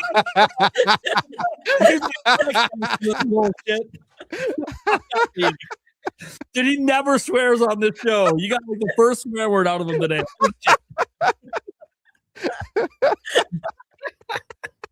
That was great. He's like, I'm not doing this. I'm not doing this. I fucking deal with this jackass picking fucking Quest 64. All right. Defend, buddy. Why is it a good game? Oh man, the music's okay. Understand. Yes, I know the sound clips horrifically in this game, but it has some of the best music to come out of that time. And two, it's one of the few games that are like big quote unquote open worlds of that time. We didn't really get that back in the day. Even Mario 64 had its open-endedness, but it was really Quest 64 before Ocarina of Time that really had the big open world. And I just love the RPG elements of the game. Earth, wind, fire, rock. Make your own. Make do, strengthen what you want to strengthen. And save your daddy. Save your daddy. Which I don't even remember if you actually do by the time you get to the end of the game. I don't remember actually either. Now that I think about it, I know I beat it. Yeah, I know you. I know the whole quest is about saving your daddy, but I don't think you actually do. I think you get to the end and you fight the last guy, who I do remember. I remember him, but I don't remember if you actually run into your dad at any point in time. Yeah, Steven's point. What's wrong with Quest 64? It's an amazing RPG of its time. That's where I sit. Yes, you do. The final scene, you do save your dad after you take the Okay. Brian saves the day, baby. That's the name of the protagonist, guys. Yes. Yeah, you can't tell me nothing on this game. There's a lot of horrible things about this game. I understand that. But it's still a great game. It's still a great game. Any game that you can pull up in the middle of a fight and just hit somebody with your staff like that exact noise, you walk up, it's not a full swing, it's just a and they die. Amazing game. Guys, just to put this in perspective, this is this game came out in 1998. You could have just waited 4 months and played Ocarina of Time. I mean, you could have. you could have, but Quest 64 looked like a grain of sand. Learned how the wind feels for the first time. True, and these are all facts. But then you would have missed out on a fabulous audio clicking soundtrack. It is an amazing. I'm telling you, the soundtrack is absolutely amazing. The bosses are actually amazing. As a matter of fact, something I didn't know about all of the bosses, all of them are about greed or about power, except for one. And ironically, I use that as my in-game avatar name. It's Zels, Zelse, and he is the boss of wind, and he's the only one who doesn't care about power. He just wants to save his village. That's all he cares about. But when you fight Zels, that guy is no hold. He's no hold. You got to run around in circles to dodge all his wind moves. If you get too close, he hits you with the slash. You're gone in one hit. Yeah, that's a beast right there. That's a beast. That's one of those games you have to get good and understand that this little hexagonal piece that is your movement space is all you get. You get that little piece, and the boss always gets a big piece, and you'll never run away. You'll never be able to escape. So you got to get good. Oh, hot take. Quest 64 over Mario 64. I don't know if I'll go that far. I don't know if I'll go that far, but it is a great game. It is a great game. If you waited 4 months, you were waiting 4 months in agony because Quest 64 was so good, and I was telling you about how good it was. Oh, here we go. Okay. All right. The Quest 64 sucks. I don't know what the fuck you're talking about. I spent a lot of time with that game. It was fun. But then I experienced pretty much any other video game on the platform, and it was significantly better. It's way better. It's way better. This is like someone telling me that E.T. is a good game. No, E.T. was a bad game. It's funny too because I'm a music producer, so like clipping audio really bugs me. And you can hear the clicks and the sound of the music, and every time it's just like But had it not had any of the clicks, it would be amazing. It would be absolutely amazing. So if you just play the music online, it's amazing. Just don't play it in the game. Yeah, just don't play it in the game. Just don't play it in the game. Turn all audio off. And play in silence. It's okay. But I stand behind it. It's a great game. The only thing I got is Quest 64 was the only game on Blockbuster shelf I didn't rent. Wow. Sorry. You made a good choice. I never played it. Any other game is probably a better choice. I played everything they had but that. I will say this too. Superman 64 might have been a worse choice. The first time I heard the name Epona was actually in Quest 64 before Ocarina of Time. Here we go. I'm gonna pick it all apart. What a shitty game. All right. Well, what's to go next? The stat. I didn't take yours, did I, Stash? Reaction. No. Oh, shit. No. Stash walked away. That was actually the best reaction to that. I'm not sticking up for Quest 64, dude. Oh man. I like that you like it though. I wanted to like it. Obviously, being the only RPG on Nintendo 64.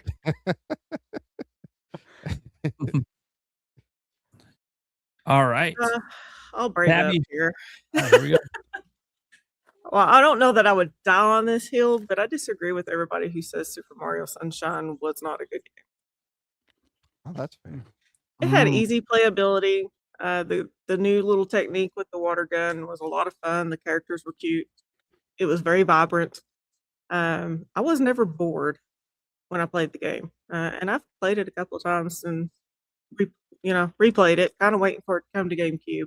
I still have my GameCube in my game, so I bought it day one, and I like it better than I like 64 Mario. Really? Ooh, I don't know if I go that. Yeah, and I played a lot of 64 Mario, so I really enjoyed Mario Sunshine. Sunshine is the only Mario game with him as a main character that I have not beaten because I lose interest really quick. I think it's because of the mechanics, honestly. But you liked Quest 64. Oh, Yeah. wow. I knew the shots were coming. I knew the shots were coming. Look, I at knew the this shots point, were coming. what you like to play, I think, isn't really relevant for this conversation. Oh, don't worry. I got more. Look, I like Sunshine, so it's hard for me to try to roast it, but I'll just say this. That's all you got is a Mario game? Luigi's game was There's better. not even a bad Mario game out there. Even Hotel Mario's fine. Mario is that one. Yeah, well, a lot of people didn't. I want to be very clear. I'm making some pretty obscure references that maybe like 10 people in the world have actually enjoyed. Mario's missing. Yeah, Mario's missing. Yeah. Mario's missing. Don't forget Mario's Time Machine. Oh, yeah. It's one of my favorite shirts too. It is sick as a shirt. Yeah. Okay. Who wants to go to? I just can't. I can't roast a Mario game. It is what it is. Yeah. Like, what do you want? Dude, it's Sunshine. I love Sunshine. This is what it is. I was going for the safe bet. Okay. Look, That's not fair. It's the black sheep of the 3D Marios. The problem is, it's Mario. So, like, being a black sheep of 3D Mario, yeah, like being an A tier game for like any other franchise.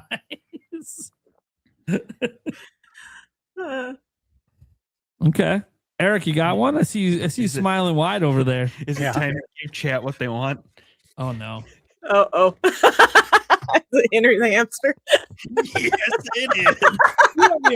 Hey, I got great joy out of watching you suffer. So that is why that game is fucking amazing. No, in all regards, it did look like a very repetitive game. Surprisingly, it did score like an average around 8 out of 10, which is kind of crazy. I mean, it looks like it would be fun for maybe the first little bit of it, but then it seems to be really repetitive. But man, I will die on this hill because it was funny watching Nate play that thing. So you're dying on a hill that the world thinks is a good game. Hey, I just hate it. Yes. That is correct. That is correct. No, fucking bullshit. Sorry, I had to. No, one of the ones that I had originally picked was South Park on the 64. Man, not a good game. To me, it was great because, being young and being able to play that game. You're whipping the snowballs. Oh yeah, whipping the snowballs. Yeah. We played that a lot. The pea snowball. Yeah, snowballs. Yep. Yeah, the snowballs were everything in that game. Yeah, that's fun. The game was kind of a little hitchy and a little bit wonky, but I liked it. Again, probably because of what age I was, and that type of humor. And oh no, you're gonna get caught playing South Park game. Watch out for mom and dad. If it was my dad, he'd just be like, just don't let mom know. Yeah, right. Yeah. And that was pretty much with my dad too. But yeah, no, it's that's kind of where I was sticking with kind of the South Park game. It didn't rate very well. I think it was like a 5.7. So it's because it wasn't very good. Yeah. But if anyone played or rented it, you remember the snowballs. It was like the most fun thing. And it was the smoking turkeys with the snowballs. And the turkeys, yep. And the turkeys, yep. Yeah, but like it's not the overall game is not very good, guys. If you ever go back and replay it, it's so bad. Surprisingly, hold on. Surprisingly, let me bring this up. Holy cow! You say that, you go back and play it. There are ratings. Let me bring this page up for it. He's prepared with his defense force. Funny as hell. No. He's on Metacritic. Yep. Oh, come on. He's using the meta to defend himself. I don't know here. No, that's not.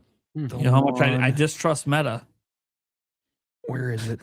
And you go into the edit and change these words. Yeah, right. You can't even find it. It's like where'd it go? Everyone is defense. No, it's funny that unprepared. No, it's funny that you say that. So like the first rating on this was from like 2014. Oh yeah. And it was a 1.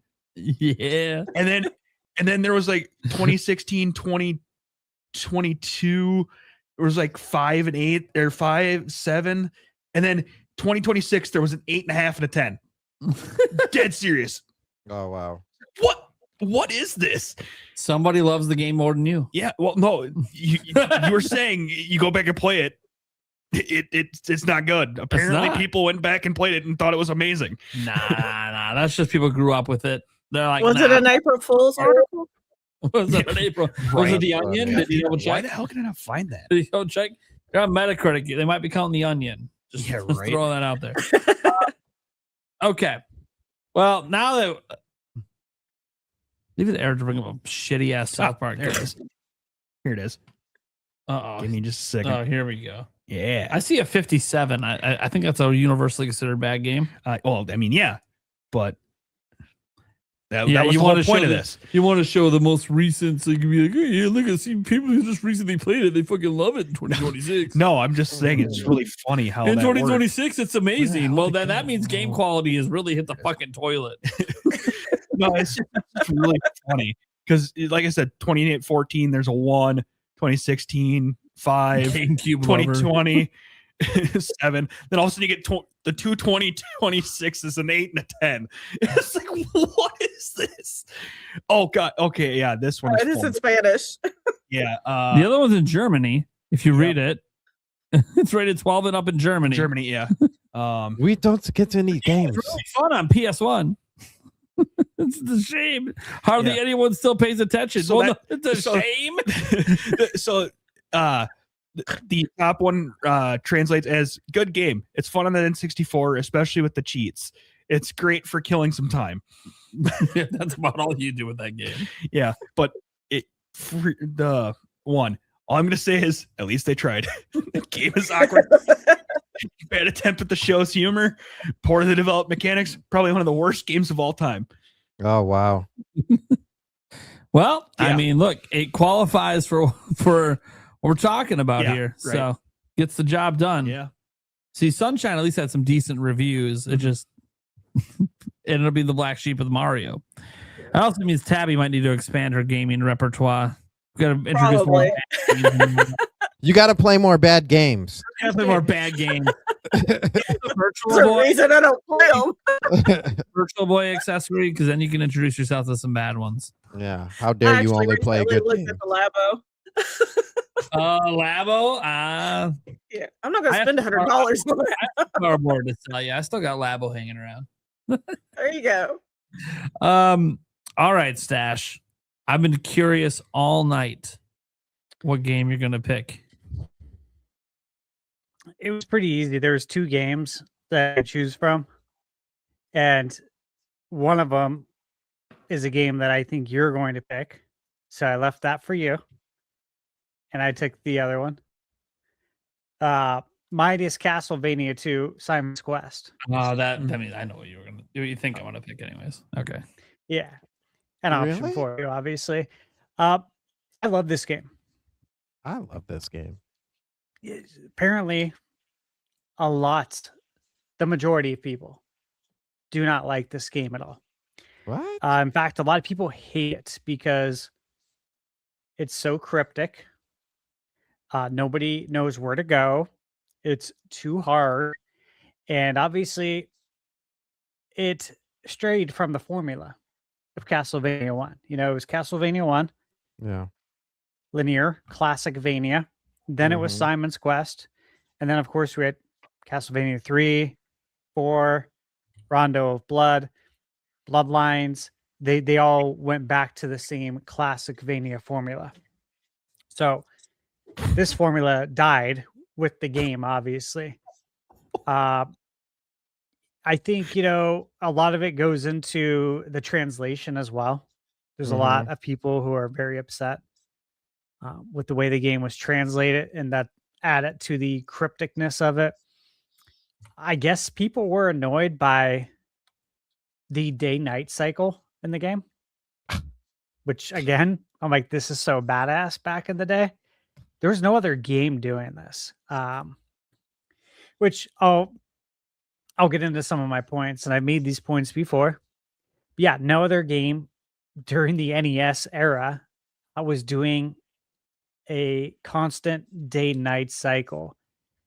And to my knowledge, no game did that for a very long time. Nothing on Super, Sega.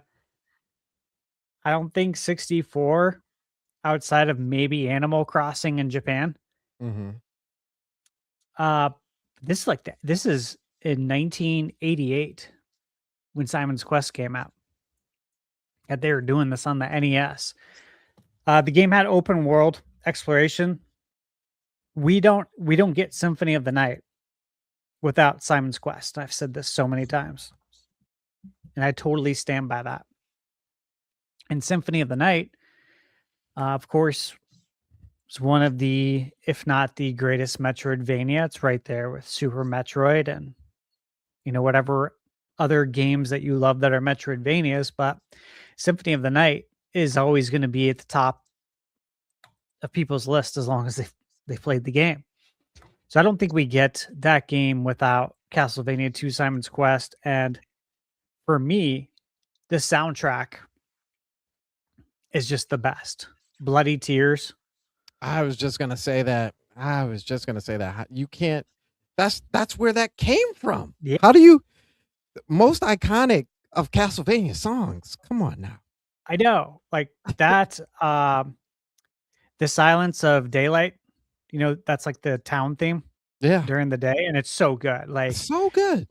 I play it in a lot of my videos. Like you'll hear it in the intro, like before I transition into the full review. Like I play that music a lot when I'm reviewing. If like I'm reviewing a Metroidvania, I'll put some Castlevania music to start, kind of set the table. Mm-hmm. The soundtrack, just from top to bottom, is amazing. The game was eerie, Mm-hmm. like somewhat scary as a kid. Mm-hmm. It was very ominous. It, spoiler alert, I guess, but the whole plot of the game is you're collecting Dracula's body parts. Like there's one of the first mansions. So you go to different mansions of Dracula's, right? They're not dungeons, they're not temples, they're called mansions. And the music in those levels in the mansions are really good too. But they're obviously set up like you'd expect for a dungeon. And one of the first ones, you get Dracula's rib cage and you use it as your shield for the rest of the game. I'm like, this is so badass, dude. How could people not like this game? If you guys have ever seen the Nintendo Power cover, which I have it in my closet framed, of Castlevania 2 Simon's Quest, it literally shows Simon Belmont holding Dracula's head with blood coming down. And then parents complained to Nintendo, and they had to have all the stores take it off the shelf. So it's a very rare print because it was only on, I think, shelves for probably a week. I'd have to look into that again, but I have that magazine. Made sure to get that one. So there's just so many reasons why I absolutely love this game. And look, the NES, dude, that's what it was all about, though. Cryptic stuff, cryptic clues. I mean, look at Zelda. Look at Zelda 2. There's so many games that had super cryptic clues, and a lot of times it was because of translation from Japan to the US, and it wasn't exactly on purpose. But I've also read from developer interviews that sometimes these things were on purpose. Like they wanted you to get lost in the game because that increased the perceived value. It was like replay value, except you haven't beat the game yet. So like they wanted you to get lost and spend more time with the game. And a lot of games during the NES era employed that method in the same way that like arcade games employed the quarter munching methods. That was obviously by design. They want you to die a lot so they can make more money. And then it didn't translate as well to Nintendo or to consoles when arcade games came out. So yeah, guys, I don't know how you feel about this game. I very well can't trash it. I'm sorry. Dude, it was funny. Like when I went to review the classic Castlevania games, I looked on YouTube and I saw Angry Video Game Nerd had a video about Castlevania 2 Simon's Quest. And he absolutely hates this game with like every ounce. And I watched the video. I'm like, holy shit. I didn't know this. And this was a while ago. And then I start doing some research, and I've come to find out that yeah, most people hate this game. Wow. I had no idea Yeah. all this time. You know, like I always knew how people felt about Zelda 2, and you know, it's fine. I always loved the game. Mhm. I never agreed. I always looked at Zelda 2, Castlevania 2, and Mario 2 on NES. Those were all the outliers, right? Those Mhm. were the games that strayed from the formula, and I loved all of them for doing that. But most people don't. Yeah. I don't have any rebuttal, but honestgamers.com does. The little blurb from Google: Simon's Quest is by far the most boring Castlevania game to be released ever. It makes some Barney games seem exciting by comparison sometimes. Wow. Well, he just admitted to playing a Barney game, which negate everything he just said. Right. I've never played a Barney game. I read that night. Just like Never will. I have to put this out there. It's so funny. Dude, that is funny, but like this is what I'm talking about. Oh yeah. Those are the kind of takes I read. Like people just absolutely despise this game. Yeah. Yeah, I didn't realize people despised it either. So I was looking up some stuff, and you know, we got some comments on Reddit with this guy saying, you know, the game's extremely flawed. Where are the boss battles? You could literally walk by Death and Camilla. Also, the final battle is seconds long. The pacing of the game is completely random and totally up to the player. So you have some players that went and did X and not get as stuck, and some that just gave up. That obviously is a lack of hand-holding of the time. But the person really did like the music. Yeah. The music's so good. Just like Zelda 2, though. The music is so good. And Yeah. even Mario 2. That character select screen. The second person said it's cryptic, grindy. It was very clearly rushed. Half the townspeople lie, and the other half don't say anything useful. I mean, real life at its finest. Right? That's what was cool about it, is that they do lie, but at the same time, it was the translation, I think, definitely took some hits, because like they tell you to do stuff and you don't. Like there's a part in the game where you kneel down. There's two parts. One part where you kneel down in front of a grave, and then there's another part where you have to kneel down in a certain area, and it will create this tornado that comes from, you know, the right side of the screen, grabs you, swoops you up, and brings you across the water. And then in this game, if you fall in the water, you die, which annoyed a lot of people. But like the things that happen in this game are insane. Like, how would you ever know this kind of thing? Because the clues aren't there either, because the translation was effed up. Yeah. Really cool. I think it's awesome. Yeah, this one person said, no one's brought it up yet, but the leveling system is completely fucked up and confusing, and no one understands it. Yeah, it was kind of, even for the time, yeah, it was kind of weird and hard to figure out. You just fight the monsters at night, and you get more hearts. You level up more because they're tougher. Yeah. But we didn't know that stuff back then. Well, like Eric, I also had been looking at things because I never played it. Indie Gamer Chick wrote an article, and in this article she says the rush job explains the total lack of polish and lack of fine-tuned enemy attack patterns and placement. This result is Simon's Quest is a game with no tempo or flow to it. This can also largely be blamed on the Metroidvania format, which they clearly didn't know how to build. Well, they ushered it. Yeah. See, how old is this chick? How old is this indie gamer girl or whatever? I would love to know that too. Yeah, because I don't think you'll live through it, and you clearly don't know your history, because this was literally the first Metroidvania game before it existed. The struggles to fit into Metroidvania. I'm like, dude, they were figuring out what Metroidvania even was back then. It wasn't even a genre yet, girl. Yeah. Like, come on, man. I don't think she played it on the original, because she's mentioning using a ROM hack. Yeah. Oh, well, she probably used one that made it easier too. Yeah, maybe. I've seen Okay, so for me, look, the obvious hanging fruit for me is Zelda 2, just because I talk about it all the time, right? But that also means it's obvious. And look, well, it's kind of like Tabby picking, a Mario game. Like, yeah, okay, it might be the black sheep, but if you compare it to literally everything else at the time, it's still pretty fucking good. And that's the same true as Zelda 2. Like, all the things that people hate it for is just because it didn't evolve Zelda 1. It did something different, and then onto the past evolved Zelda 1. But this added new things to the series as well. But yeah, we're not going to get into the Zelda 2 stuff because like it's a conversation I've had before. Yeah. Clearly the game to go with is Concord.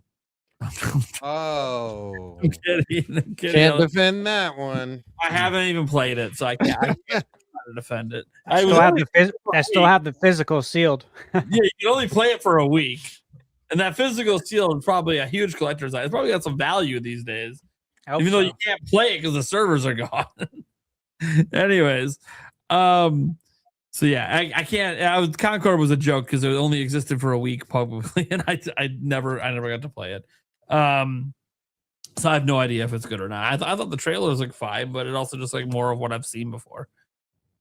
No, so the game I'm going to go with actually is one from a franchise that has continued to struggle to find its way over the years. One that people are worried about its future, especially in the 3D space. We're talking about Metroid, and I'm talking about Metroid Other M. Oh, okay. The game that got the franchise put on the shelf for a little while. Nintendo themselves saying, hey, we're going to take a break from Metroid after Other M. Why? Because the sales were disappointing. The reviews weren't great. People did not like this game. In fact, some thought it killed the whole IP. Obviously, that ended up being grossly over-exaggerated. We've had multiple new games since then in Dread and Metroid Prime 4 Beyond. But to be fair, it took a long time, especially for the latter one. Although, I guess, technically from the last time we had a side-scrolling Metroid, it also was a really long gap in terms of brand new, if you're not counting Samus Returns. In terms of brand new side-scrolling. It was also a really long gap till we got Dread. But Dread did so well, and I think Mercury Steam is probably working on another one. But in terms of Other M, people hate this game. Lots of obvious reasons. Some people don't feel like the game really knew what it was trying to be because it was trying to like merge what Prime did with the side scrolling and kind of have these two different gameplay perspectives. I actually love that. I thought it was really, really cool, but a lot of people didn't. A lot of people did not like the dialogue in the game and the story. I actually enjoyed the overall story. The actual dialogue from Samus was the part that was a little interesting because she was very monotone in this game. And I don't want to blame the voice actress. Usually when you have like no emotion in it, look, all of us can give emotion in voice acting in some form or another. To have zero, that's because that's what they were asked. They were asked to be that way. That's what they wanted.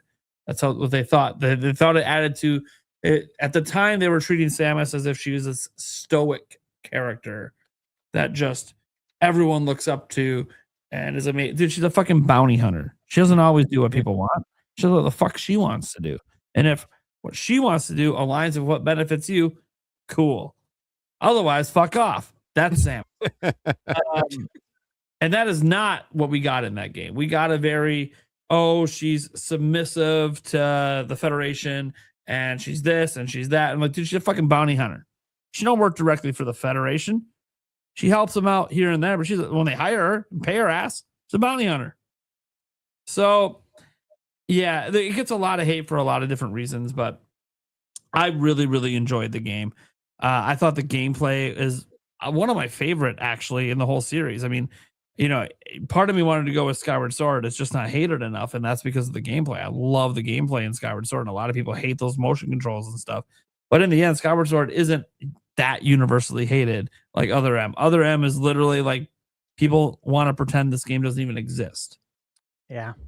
Like, they really do hate it. Yeah, and the thing is, the reviews weren't even like super terrible. It's just I honestly don't know why the game struggled to appeal to people, because it appeals to me. It's appealed to me since day fucking one. But Here's the thing: what I've discovered in my life, what appeals to me, doesn't appeal to everyone. That's for sure. You guys got any thoughts? Am I wrong for my choice? Does this game suck? I really like it. I always have. I'm always mixed on that game. It Mixed. has its goods and it has its bads. It's all goods to me. I really like Other M. No, as I literally just criticized the monotonous voice of Sam. Is like, okay, we need some better writing for this.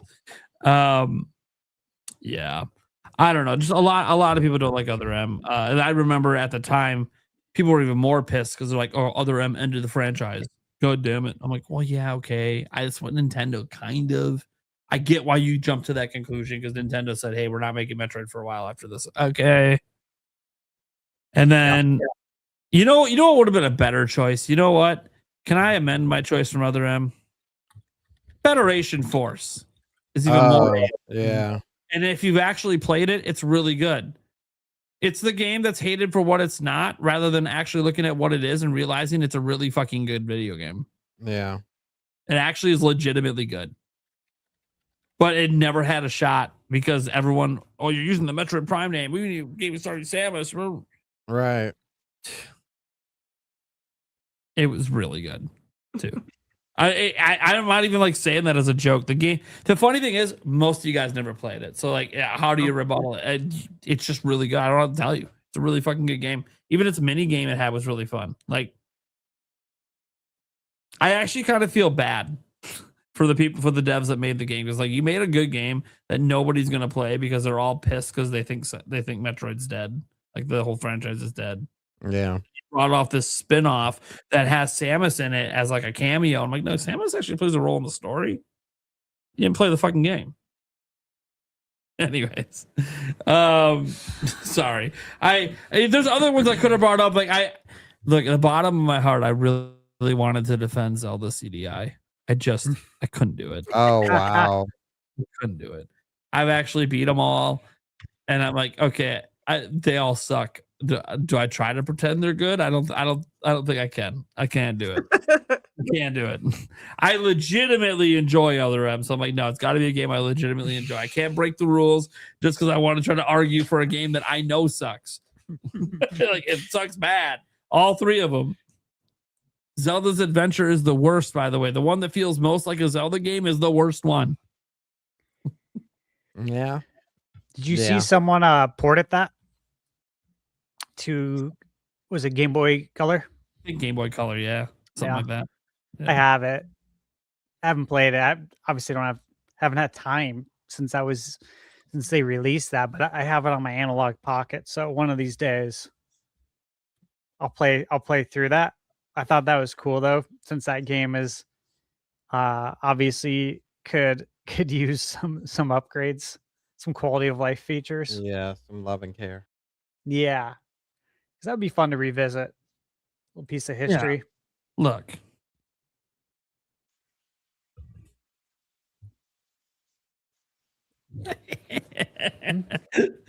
Sorry, I'm like, I can't wait to bomb some of the dongos over here. Stash he's in for a treat. It's in for a treat. The best part about those CDI games are the cutscenes. They're so good. They're so bad. They're good. I love it. It really takes you back to like what it was like back then, like cartoons and like everything back then. It was so cheesy. It was great. Do you guys, I don't know if you remember this, and who knows if it was playing in your area or what. Yeah. But I remember they were showing it. It was either on a Saturday or Sunday morning, but it felt like an hour-long infomercial for the Philips CDI, where you could order it. Yep. Call the number. And that's where I first saw the Zelda CDI games and like lost my shit, because this was when they came out. I think so. It would have been, 93. And I just remember seeing that and like being in awe. And I remember seeing the cutscenes thinking like, this looks weird, dude. Like this, that's weird. But like the gameplay, when they'd show it, looked really interesting, and the graphics But then I also remember, like, even as a kid, I wouldn't have processed it as frame rate, but it looked like, stuttery is probably how I would have processed it then, like glitchy. And I just still remember though being in awe, like, dude, how do I play this? And like, why is this not on Nintendo? Why is it on this? Like, I had so many questions, and I saw the price tag at the time. You're like, well, we're never getting that. I'm not even gonna ask for that. I'll get my ass beat just for asking for it. You're ungrateful. We're gonna sell the Super Nintendo now because you asked for that. Yeah, dude. Man. How much was it? I know the 3DO is crazy expensive, and obviously Neo Geo, but I feel like the CDI was 5, 6, 7, maybe more. It was 700, and they had a different model with a different controller for $799. Yeah, man. Ain't no way. Ain't no way that was ever happening. Yeah, and then they released a revision eventually for 400. Yeah, that was expensive in that time. Was that Trip Hawkins? Ooh, that's a good question. Was that him? Or I don't know. was Trip 3DO? I always forget. They came out at like the same time. Philips CDI, 3DO, CD based, before PlayStation. Both bombed, both super expensive. We rented 3DO a couple of times, which was cool. Gamers, the place we went to, never had CDI. Otherwise, we would have rented that, and I would have tried to rent the Zelda games. It's probably a blessing, though, that they didn't have it, because that would have been probably a wasted weekend. 3DO was Trip Hawkins. 3DO Trip. Okay. Yeah. Yeah. That was a fun one to try out, though, back in the day. That was ahead of its time. I enjoyed the 3DO. My cousin had it. We played it a lot. Really? We were there. Yeah. My grandfather ran a TV repair shop, and it was one of the few consoles he actually got in and sold. Nice. That's cool. Yeah. Wow. Nice.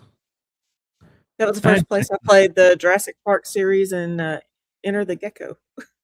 Oh, yeah, Gex. Oh, God. Gex was great. Maybe I should have gone with that one. I think that's. You won't get any pushback here. Yeah. I think we all probably liked Gex. Gex was cool back in the day. Gex was great. Yeah, I'd like to see him make a comeback. I'm like, dude, this is the crowd that likes Bubsy. It was kind of a control mess back in the day, but there was some charm there. Yeah. There really was, yeah. Gex to me was the closest that anybody was going to get to Sonic and Mario. Like, this guy is just, he's just off the tongue every time. Just I love Gex, man. He's cool. yeah. Seriously. They need to bring games back like that. I miss those kind of games. A gecko from Geico wishes he was Gex. Right. Oh man. All right. Well, we can be done with that. We can go to our Q&A. Get to the dang, I had another one. I had one. Throw it out there. What do you got? Something big. It was even better than Quest 64, boy, I tell you. This is probably one of my games of that generation. And until we got the 64, Shaq Fu, baby. Shaq Fu, yeah. Oh, yeah. We rented that a lot. Banger of a game. I did not. It came at all. Oh, speaking of Shaq, I guess another game that I really love, I actually have it on my shelf. That was for Super Nintendo, Michael Jordan, Chaos in the Windy City. Oh, yeah. It was a platformer. That's a good action one, too. platformer. Yeah, with I think EA made it. Yeah. And you get like fire basketballs, ice basketballs, like different elements. Dude, I thought the game was so cool. Yeah. I still do. But apparently I heard, when I say people hate it, I should probably rephrase this and be more specific. The young kids hate it. Yeah. The modern generation of gamers hate it. They don't understand. Yeah. No. I'll say this: I have not met another person on planet Earth that likes Return to Zork except my dad. Mm. And that game, I fucking love that game. But I've literally never met anyone else who likes it. And when people are like, "What is it?" Then I show them like a video clip, and they're like, "Dude, that's trash." I'm like, "Fuck you, man." My dad liked that game. Dude, that trash has like 10,000 hours of my life in it, man. My dad liked that game. Shut up. Dude, I had fucking giant notebooks full of shit I was writing down to get through that game, man. It's awesome. That's funny. Well, anyways, Zork's a whole series, by the way, guys. If you ever look it up, there's a whole series of games. Return to Zork is just kind of the one that took it from me, because it originally started as a text-based RPG and it took it into a video format for the first time. So this is the early days, guys. This is back, dude. This thing existed on like 16 of those actual floppy disks. We're talking about how old school this game is. So even before the CDs took over. One of my earliest games. Played a lot of it. All right. Let's get to this stuff. We have lucky number 13 apparently coming in from Captain Bacon, because he's been a member for 13 months. Yeah. 13 months. Thank you very much. Can't believe it. Time flies. Yeah. Demonic Brawler sent 5 members over to Stash's channel. Thank you. Don't worry, he didn't leave me out of it, guys. He gifted a membership there, and then a membership there, and then a membership there. A little 3-pack. Thank you so much. They should just let you type in how many members you want to gift, you know? True Dude with the 10 said it's going to be a general direct, and it'll be on June 11th with Luigi's Mansion 4 and Ocarina of Time. Nice. Hey, Not expecting 3D Mario until the next direct, though, probably in September. fair. That's one thing that we didn't really touch upon. I think this direct is going to have Zelda's 40th in it. Oh, interesting. Yeah, I forgot about that. I think they're going to have some Zelda blowout in this one. Just saying. Will That's they also, put that in the director, or will they save that for Gamescom? well, they're at Gamescom, but doesn't mean they're presenting at Gamescom. Of course, you know, I want this to be the year Nintendo has a game at Summer Game Fest. They have a game at Opening Night Live. They have a game at the Game Awards. God, make this be the year Nintendo. You decide to market your games outside of just your events. That'd be great. I'm all for that. Yeah, I don't think it's going to happen, but I'm hoping. I mean, Summer Game Fest is what, a couple weeks away. Please, Nintendo, have something there. That'd be nice. Just one game. Hey, maybe I'll maybe because I'm gonna be there, they'll be there since it's my first time going. Yeah, that's what it is. Oh, that Yeah, because Stash got invited, there's going to be a Nintendo game. That's the way it is. Never know. I mean, we still don't know who invited him. Maybe it was Nintendo. So I'm just saying, we don't know. We don't know what's going on. All right. Cool. Yeah, Luigi's Mansion 4 would be great. That'd be a great title this year. Demonic Brawler. If I was a betting man, I put money on June 17th. June 17th for the day. I was thinking of June 18th, personally. But that's because they've seemingly been doing Thursdays more often. But honestly, Tuesday, Wednesday, or Thursday are just as likely. So, sure, 17th. All the other events kind of wrap up like Sunday, Monday, the week before. So I do like the 11th. Like the other super chat said, I like that date. There's another date that I think is very fascinating, and this to me just depends how confident Nintendo is. If Nintendo's extremely confident, you have Sony going on Tuesday. Nintendo decides to go on Thursday the 4th, and they say we don't care that other shit's coming. Ours is going to outshine them. Yeah, we're not worried about that. But will Nintendo do that? I don't know. And also it depends. What if this is dude? I gotta stop acting like Nintendo's actually gonna put something on Summer Game Fest, man. I will literally, dude. I should make a bet with myself, like something that I do if Nintendo is there, because I literally don't think Nintendo will be there. I do. I think they'll put something on Summer Game Fest, and you know what it is? Star Fox. Here it is. You know what it is? Oh, we're walking away. Nintendo has any sort of Nintendo published game at Summer Game Fest. Eric can slap me with a burrito on the next episode of the podcast. Well, the episode. You heard that, Nintendo. So there you go. And don't worry, if there is, or if there isn't, no one else is making a bet. I'm not going to slap somebody else with a fucking burrito. Because the only person that's in the same room is Eric, so it's not fair to him to drag him in. Oh, by the way, Eric, you're getting slapped by a burrito. Won't be the first time. Okay. Next up here, Demonic Brawler says Chronos the New Dawn is a highly. Oh, that's a good one to bring up. Chronos the New Dawn. I brought it up. Yeah, that's a good one. Mm. Yes, the Switch 2 version's really good on that game. Yeah. Mouse PI. Another good one. Yeah. Oh, my yeah. Tabby Cat decided to come in and give some memberships, even though she's on the show. This happens once in a while. Last week we had a super chat from a guy who missed the show. Got to make sure y'all are, staying up.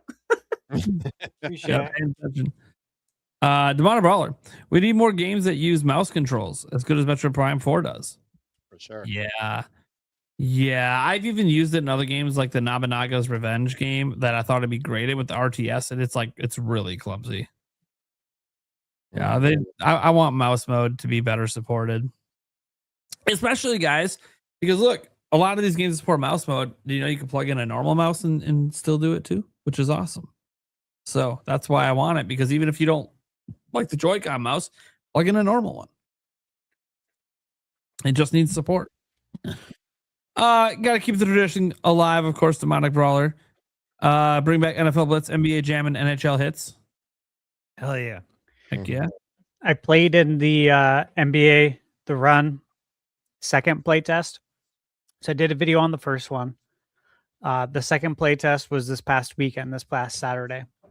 And the developer gave like a huge list. I mean, there's probably 30, 40 bullet points of everything that they addressed from the feedback we gave on the first playtest. I thought it was fun to begin with. But obviously I did give feedback in my video on things that I'd like to see improved. And they hit a lot. They're still working on it, but just a heads up, that's obviously the closest thing to Jam right now. And that comes out in June. It's not coming to Switch 2, unfortunately. It's PS5, Xbox, PC, but I had fun with it. All right. Demonic Brawler says he's looking forward to Lego Batman Dark Knight on Switch 2. Yep, the reviews dropped for everything else today. Mid-80s. Looks good. My graphics card won't play it on my PC. So it's Switch time. 4K 60. I should clarify. It's not going to play it at 4K 60. So Switch 2. So go to Switch 2. Demonic Brawler. Just a reminder, the Super Mario Galaxy movie is available to rent or buy digitally as of yesterday. Blu-ray's on June 16th. Yep. Nice. Yep. That was in one of my videos. Another Demonic Brawler. Don't worry, we got some other super chats, guys. Demonic Brawler just had a hot streak to start today. I think they should make the Simpsons Greatest Hits collection with all the good games up to Road Rage, and then later do a full remake of Hit and Run. I'm all for collections. Yeah.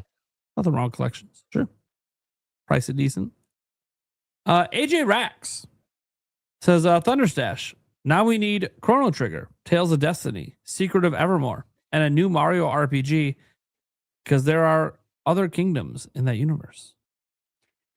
So, I've said it a lot on this podcast that I really believe we're going to get a Super Mario RPG too. And that's why they gave us a remake. I think that's going to exist. I think we're going to have Paper Mario, Mario and Luigi, and Mario RPG all coexist.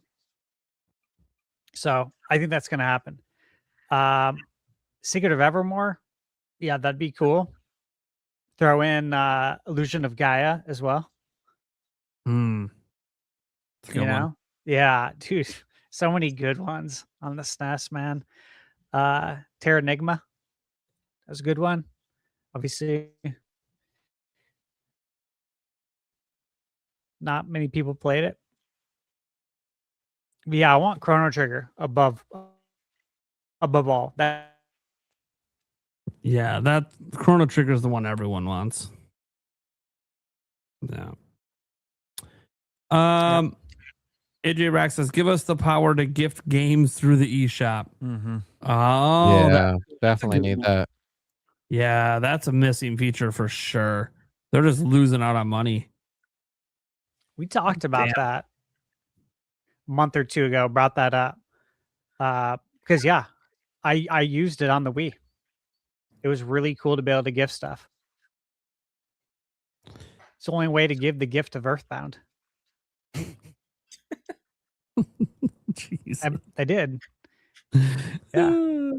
I used it all the time, dude. I used it with employees too. Send them a game. That's cool. Backlog became a member on both of our channels. I'm not sure if we should celebrate or say this is embarrassing. Now it's about time, buddy. I'm just kidding. Appreciate it, man. Thanks for the $3, man. Appreciate it. Windemem. Maybe we get Switch 2 ports of GTA 4 and 5. You can keep Virtuous said they want to port GTA 5. Now they said to Switch. Look, Switch can run it, but I don't know that that's the play. If I was Rockstar, I'd be thinking more of the future than the past. Mm-hmm. I think you port it to Switch 2. Yeah. And then work off that to downport it to Switch 1. Yeah. I don't think you port it to Switch 1 and then like try and boost it on Switch 2. Like that's unless they're really banking on India. Yeah, I don't know. On those India sales. I don't know. It's interesting. Ron Brawler's back. Says another thing is with the price increase coming, Nintendo kind of needs to push why gamers would want to make the jump to Switch 2. Sure. I mean, look, the biggest thing for Akawa said is he was asked directly, like, hey, you know, how are you going to keep momentum of Switch 2 going once the price increase hits? And he said a robust lineup. That's where that quote came from, the robust lineup. Like he thinks that this, you know, from September, October, November, December, January, February, March, he thinks whatever they have lined up for those months are going to make people not think as much about the price because they're going to want the games so bad. What those games are, we don't know because they haven't announced anything or given us dates for anything yet for those specific time period. Another reason that we probably need a June Direct so we can get that lineup at least through the end of the calendar year, if not a little bit into early next year. So yeah, you know, I do think that Nintendo is being cognizant of this fact that they need to give people a reason to get a Switch 2. That's why they have that choose your own bundle thing going on all summer right now. As far as we're aware, a lot of us assume it'll end in September. Some people think it'll run through the end of the year. Who the hell knows? But that choose your own bundle is obviously their way of, hey, yeah, people might already rush out to buy a game or buy a Switch 2 this summer just because of the price increase. But hey, you know what? Let's make them feel good about that and give them another deal with another bundle. I think that is a very smart move by Nintendo.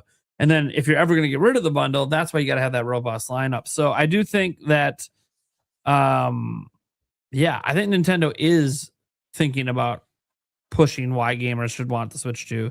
And a Direct, I think, would also go a long way as well. People will care less about the price increase if there's like undeniable bangers coming. Like people just won't care. You know? Yeah. Like imagine that, you know, PlayStation timed when they were going to increase the price of their system the same day that there was going to be GTA 6 news. Well, guess what? People stop talking about the price increase when all they want to do is play GTA. You know? Sometimes those positive announcements make people forget about the negative one.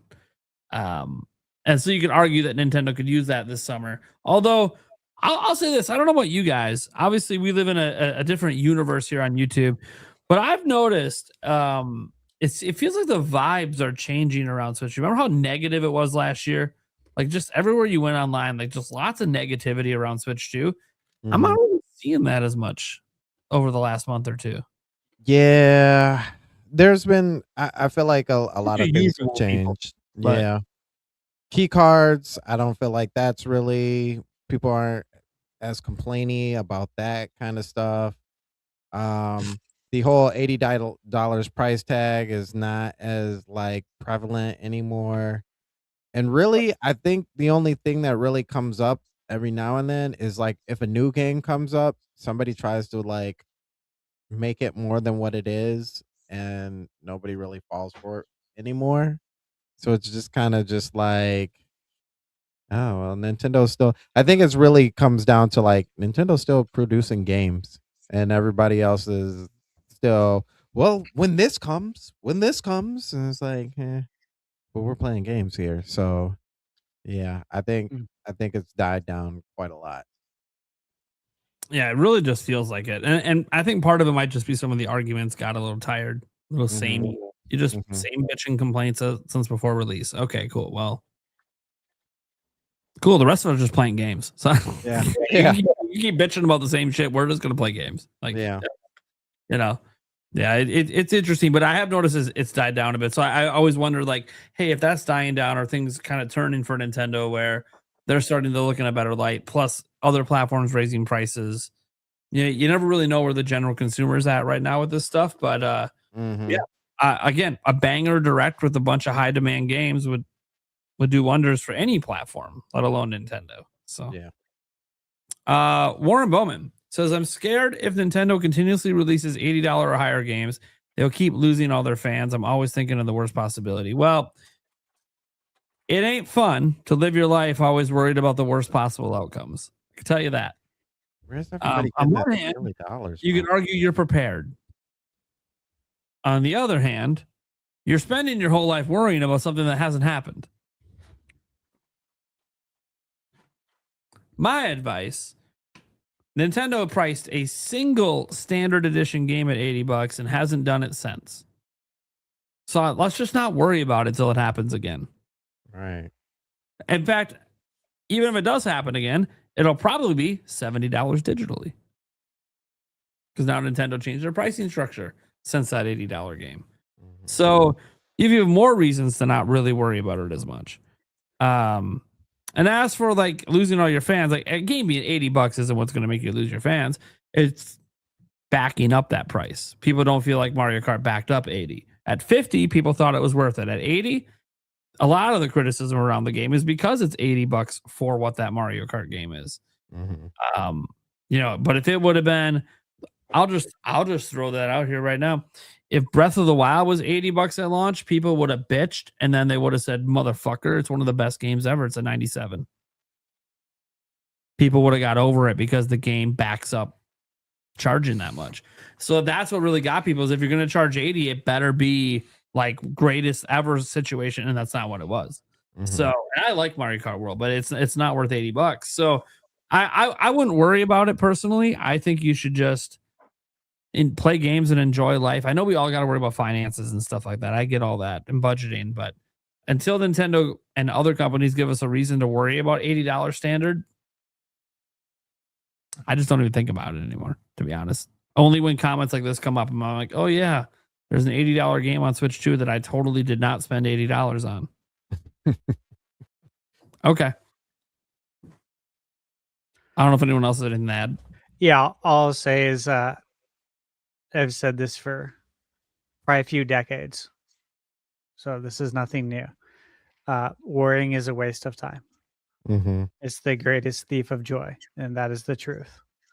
It'll bring you no happiness. It'll bring you nothing, and it will waste your energy and your time. So I would just try and figure out how to live your life without worrying. It's just not worth it. Yeah, I agree.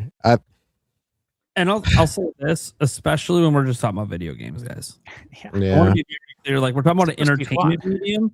Like, wasting your time worrying in an entertainment medium, like, unless it's related to your job, there's no, like, for me, if there's no direct that can hurt my job. Okay, cool. But, like, who cares? I'm happy as a gamer. So it's just one of those things where worrying about things in the video game space when there's so much actual real shit to worry about in your life, probably, I assume, and with anything else, be it finances, be it family, be it kids, be it whatever. Like, yeah, I worry about my kids all the time. I don't view my worry as a waste of time. My worry would obviously be I'm trying to protect them and keep them safe. But that's different. That's something that matters. You're taking care of a human life. This is video games. We're supposed, as Stash always says, it's supposed to be fun. Yeah. Like, if you're gonna waste your whole time worrying, it's not fun, then, is it? So, like, don't worry about it. If it happens and you can't afford to buy, okay, yeah, be sad then that your hobby became unaffordable to you, but don't worry about the spilt milk before it spills. Yeah. Yeah. It's just not worth it. Just like me, like I got a surgery coming up this year for my hernia. Of course, I'm worried about some things with it and some complications from it that could even happen with a successful surgery. But guess what? Every day, I just think about the best possible outcome. Because positive attitude also helps with how your body reacts and how you heal to things as well. So it's like, yeah, I know, I'm aware of, they have to make me aware of the negative possible outcomes, but I don't think that that's what's going to happen. I'm going to focus on trying to make the best possible outcome happen, because that's what I can control is my positive attitude. That can help you out as well. If this is just something that you get negative towards this because it distracts you from other stuff in life, I get it. You just got to find a way to get that positive attitude to try to look for the best. And I understand you could be let down. Obviously, you hope for the best and don't get it. But that's why you got to always remember that it's a hope for the best. It's never the guarantee of the best. Yeah. You always have that back in your mind. Oh, the worst could happen, but I'm actually trying to manifest the best outcome. And then if it's somewhere in between, hey, guess what? The worst outcome didn't happen, did it? So no matter what, it's better than what you were afraid of.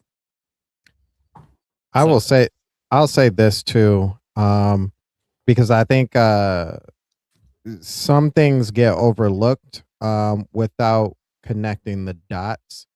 And one of those is obviously Mario Kart. Like we said, Mario Kart is the only game that's been released for $80.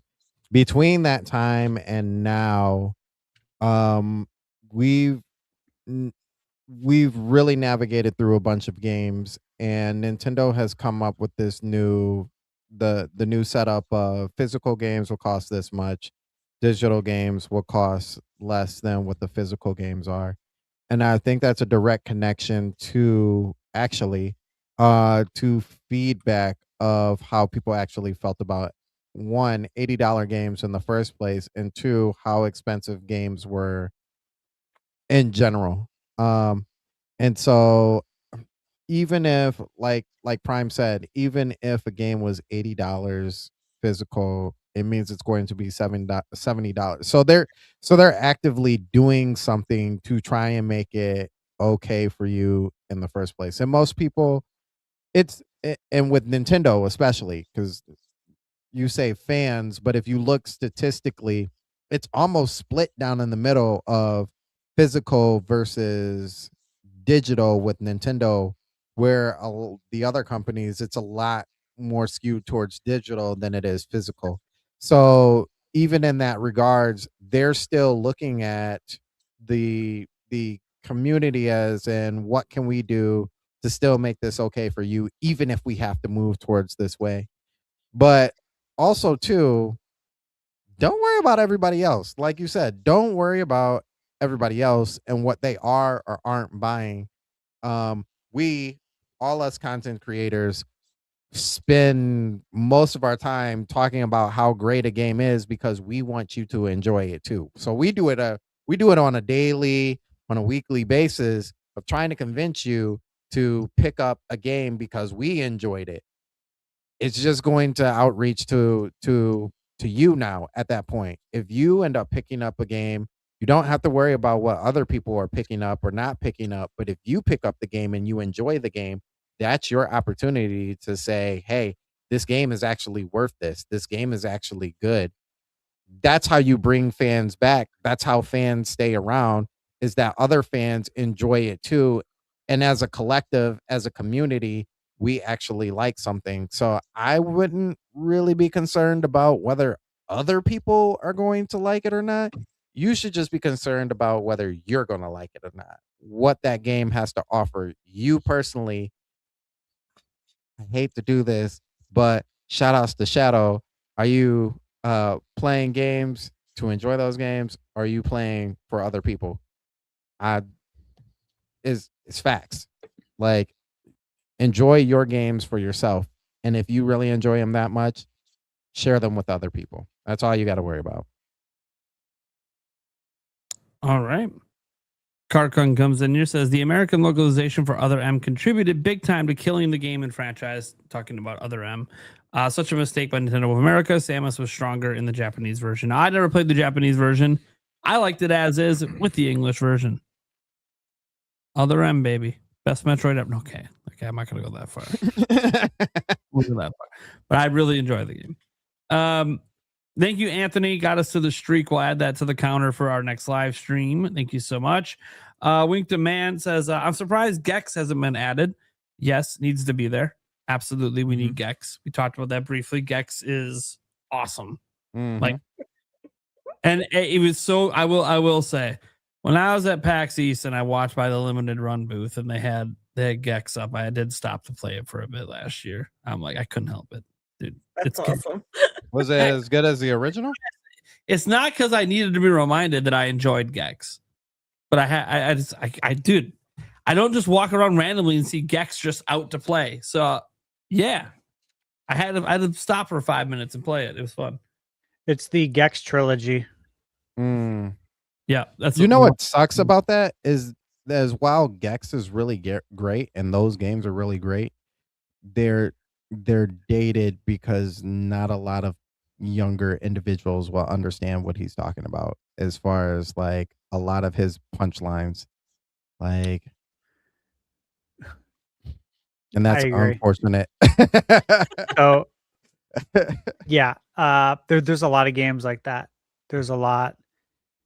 A game that I am posting the review for tomorrow.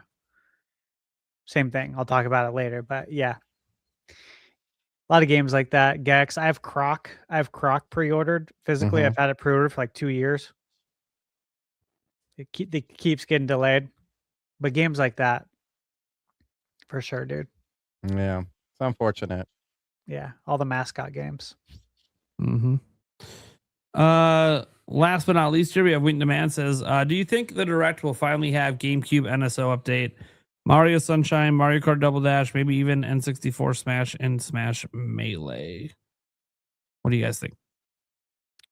Melee is never coming. I'm standing on that hill. Unfortunately, it's just I think how they feel about what's the gaming community, the competitive community that they took away from Smash some years back. I remember that. I think ever since then, like I don't think Smash it's not on 64. I don't think it's ever coming to 64. I don't think they ever bring it to GameCube. Just that game specifically, I don't think it'll show up. Double Dash, probably. Sunshine, probably. Just Smash and Pokemon. Those are two specific franchises that I don't ever see dropping on the NSO as far as like the generational Pokemon and Smash Bros. Okay. Tabby, you got any thoughts? I mean, I think they promised us Sunshine and they promised us Pokemon Coliseum. We still haven't seen those. I would love Double Dash to come. I still have my Double Dash. It's a lot of fun. I feel like that was one of their better ones before they got into the Wii generation of Mario Kart racing with all the motion controls and stuff. I don't know about Mash Melee a lot. I played it some. I have it still, but it wasn't one of my favorites. I loved Mash 64. It'd be great for it to come out. I think generations are missing out if they don't. Yeah, I hear you on that one. Do I think it'll have an NSO update? Sure. We're so overdue for a GameCube NSO update. And as Tabby pointed out, again, there's like a couple games already announced for it that we just don't know when they're coming. So it feels like, yeah, okay, that next Direct, Shadow drop in something, and get an announcement in there. We had one extra super chat come in here from Warren Bowman again, saying, "I will pay any price for Tomb Raider Laura forever." Dude, I just want those new Tomb Raider games to come out. Yeah, the new ones. Yeah. Yeah, I want those on Switch too. Oh, come on, you don't want the pointy titties. Stash, stop with the eyebrows. He's doing this indirect thing because Stash knows things. He'll just never say anything. He's not Kiwi Talks. Okay, Kiwi Talks is coming on next week. Already teasing he's going to be dropping new leaks on our show. Oh, nice. Stash's leaks, if you call them that, are always just facial expressions. That's it. What do you get from the face? Sounds like I have pretty good hope for Laura Croft coming over to Switch 2. Do not make a news article out of this. Stash said he said nothing. I didn't say anything. But I know how the internet works. Don't. It might be a context clue, but nothing was said. There's Prime no officially confirmed with his mouth vocally. no quotes. If you make this report, I better see an image of a raised eyebrow in your report. That's all that happened. And I want your fans to roast you for making a report about a raised eyebrow. Is it just because he has the stash? That's okay. That I understand reporting on. Not every day you see a stash like that. So, that I understand. Plus, free promotion for his channel. I'll take that. IGN, make yourself useful. His reviews quick. Come on. All right. That's it then. That's all we got. Make sure we shout out our fallen comrade, FVLAM. Go check out his channel and all that. He's moving. He's excited to build his new set for you guys. So can't wait to see what that looks like, because obviously you'll probably see it on the podcast as well eventually. And then let's get to our other guests. Let's start with, well, you know what's funny about these two guests? They both stepped in today. Neither one of them knew they were going to be on today. Yeah. And then our companion, our comrade, GameBird, lets us know he's down and out. And we're like, it's all right. We got to call upon the A team. We call it the A team. Tabby, Sandstorm, let's get you in here. So, chance for you guys to pump up your channels. Got a couple small creators here. Let's have Tabby go first, because she is technically the smallest and newest content creator. So, again, thank you all for having me, even if it was last minute. I appreciate the thought on it, actually. I'm just at this point, I've just got a couple games I'm doing this week. We're working on the Yuko Replay League, and then I'm doing Rayman Legends still. Tomorrow, I'm actually doing a special one, though, because I finally reached over 100 viewers, however you want to word it. So we're doing a 100 celebration, and my cast wanted to see Pokemon Coliseum. So a friend of mine sent me the cable, and I've got the GameCube hooked up, ready to go. She's ready to go. I did this a couple months ago with the phone, watching the TV. So we already have a little bit of a start into it. So I'm kind of starting off from there. But yeah, we're going to give them about an hour and a half of playtime. And then later that day, I believe my co-host Roger Inyart and I are going to start It Takes Two. Good luck on that. I've never played that one. We just finished Split Fiction. So we're kind of trying to keep that co-op going, because it just seems to be bringing everybody to it. And they all seem to enjoy the playing off each other and the frustrations and the laughter that comes with it. But yeah, and then we've got the podcast on Mondays at 7:00. Come join, come watch. If you have questions at the end, get them in. We'll answer most of them. There you go. Congrats, by the way. Thank you. It's a big deal, that first 100. Yeah, really. Yeah, congratulations. I was just like, every time I'd wake up, I'd see new people, and I'd be so excited. And then I hit a dull stretch for a little bit, and I really thought I would hit it right at New Year's, and I didn't. It was almost April before I hit it. So it's finally there, though. That happens. Yeah, it does happen. You learn on YouTube, it kind of ebbs and flows. Like even though Stash never checks his stats, like his channel was going like this with subscribers, then it kind of leveled out, and then you wait a little bit, and it's going to start skyrocketing. That's just how it goes. YouTube ebbs and flows. It's funny. I didn't know I wanted this until I started it. And It's fun, isn't it? my brother has tried to talk me into doing this for years because he has a small channel that he's on off and on, where he does computer gaming. And he's the computer gamer. I'm the console gamer. And I wish I had done it sooner. I really do. Yeah, I thought I started too late at 30. No, it was all right. Hey, well, I'm older than all of you all, I think. So, and I'm starting it, and I'm doing great with it. I love it. Okay. Yeah, you're doing great. Then we got Sandstorm McDowell. How's it going? Hey. So you guys can find me on the Sandstorm Show, the Rebirth channel. Sandstorm Show Rebirth, as you see down there. We stream every Saturday at 7:00 p.m. Eastern Standard Time. We just made an announcement either last week or the previous week that we will, if you are in the Houston area, and we'll be going to DreamCon. We will be at DreamCon. Me personally, we'll be giving away free merch and the things of the like. So if you go out there, make sure you search for us as well. Follow everybody that's on the channel as well. Shout outs to Action Jack, who has been on this channel, Geronimo, Nintendo Cisco, Trey Vito.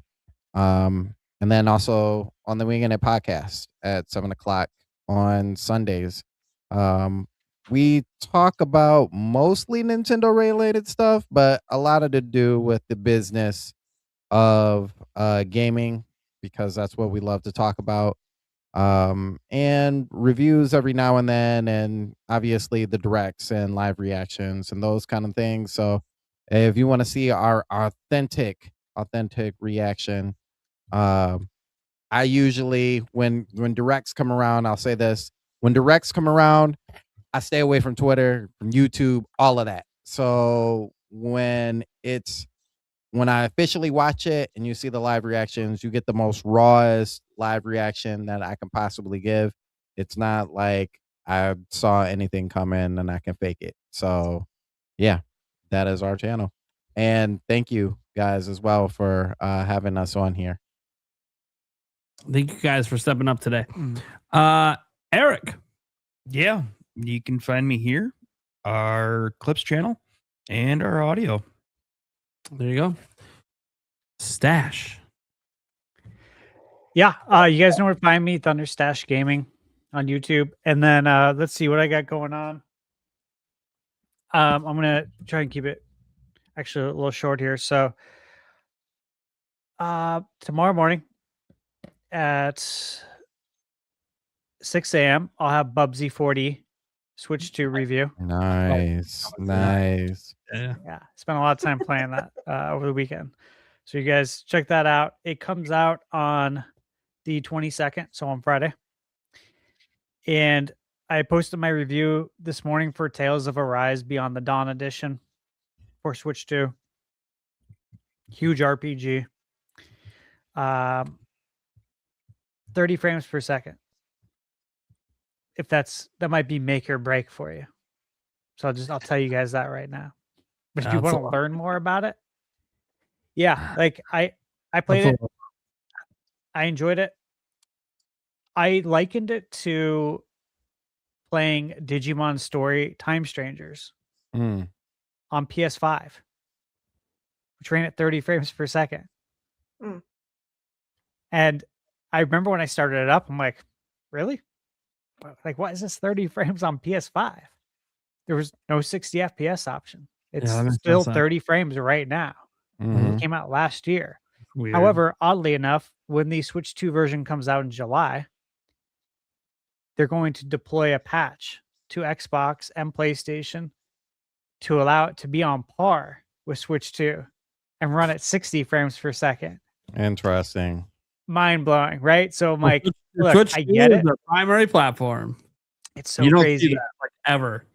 But it's like, I get it that 30 frames can be make or break. But my point is that I played Time Stranger on PS5. It was a little off-putting at first. So I'm like, why is this 30 frames on PS5?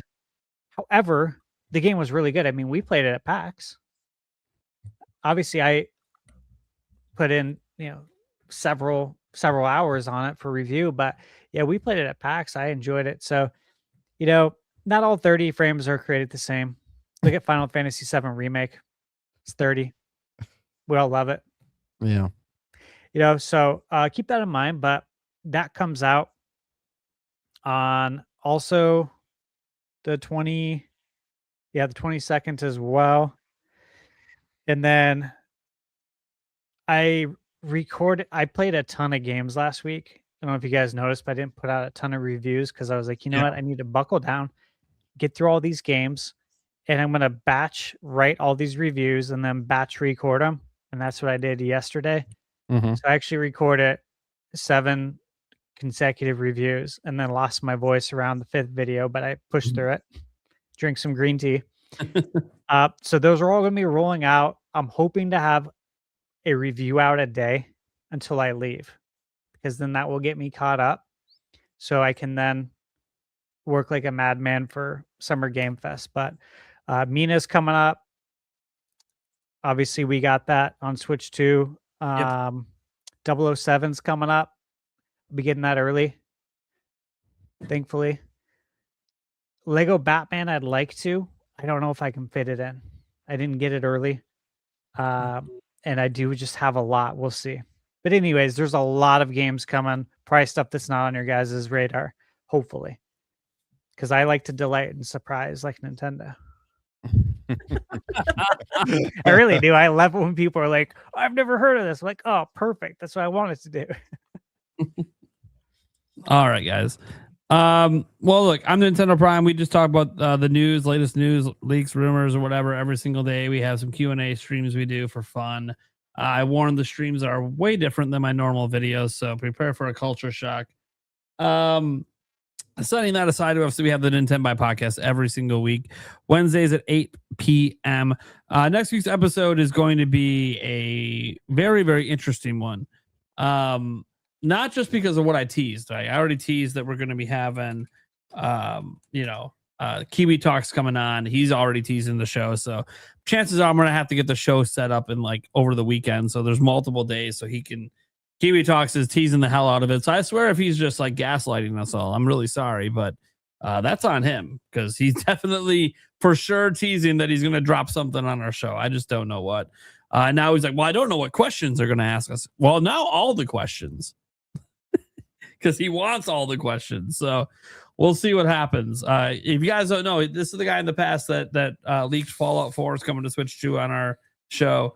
Do a question from ThunderStash. And then nobody asked him a question, and he leaked Crimson Desert. Oh, wow. Yeah. He might have leaked Halo, technically, that we didn't draw attention to, but it did happen, and it was said on the show. So that's what I'm saying. It went from us asking him questions that got us to leak to him just blurting it out. So I don't know what's going to happen, but he's not the only reason to be excited for next week, of course. Besides, hopefully, we're looking forward to something like the return of GameBird. We don't know on that front yet. We'll see. But what we do know is that Sky Sword Alyssa's coming back on. Always nice to have her come on. She hasn't been on here in probably a month, a little over a month. And someone who also hasn't been on in a hell of a long time, Switch Force, is coming on next week. Yeah. So cool. we got a pretty big episode coming your way, and then we get to June, and then things kind of calm down at the start of June on the 3rd. But we all know what happens, right? It's all from that point, game announcement city forward. So we already know that the following week's episode is going to be probably nuts because there'll be so many indies and third parties to talk about. So that'd be so much that I can't even think of how to organize the following week's show. That's how much there should be to talk about. And that's without a direct. Imagine if a direct slipped in there too. Then it's like, Jesus Christ. Oh, yeah. Anyways, so the episode of the 3rd is kind of more of a mellow one, and maybe more of a heat check, hype check, I guess, on all the upcoming events, including obviously talking to Stashman, who's at that point will be on his way to Summer Game Fest. That being said, Sandstorm's coming back on next month. We have Tucker coming back on, who hasn't been on in a while. Hoops and Rogers Base. So that should be a great episode. Then Sky Sword Alyssa rounding out June. with Sandstorm as well. So it's gonna be a banger month coming up. And then, guys, there's a bunch of people trying to get into the next invite round. So look forward to the second half of the year, guys. We're gonna have a lot of really great episodes coming your way. A lot of good stuff coming up. Ending our first year of Fantasy Critic. It's gonna be really fun.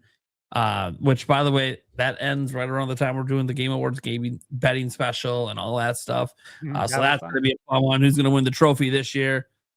Stash got the replica trophy. Last year, it was GameBird. He got the banana trophy because Bonanza was up for Game of the Year. So what's going to happen this year? We don't know.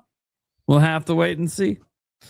All I know is ever since this podcast started, I am 0 for 2 on this betting special. And the sad thing is the last betting special on the Nintendo Prime podcast, I lost to Eric. So I'm specials in a row. So I'm on a bit of a losing streak here. Haven't won any of the direct bingos either.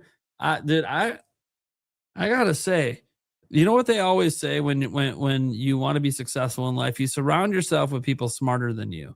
Mm-hmm. I've finally done that with the Nintenbyte podcast. No offense, Andres Restart. But I surrounded myself with people who are smarter than me that make me look dumb. But it actually just elevates me in the end. So it all works together, right? All right, guys. Andres Restarts give me a phone call tomorrow. It's going to be a fun one. I'll catch you guys. Catch you guys in the next episode next week, everyone. Good one.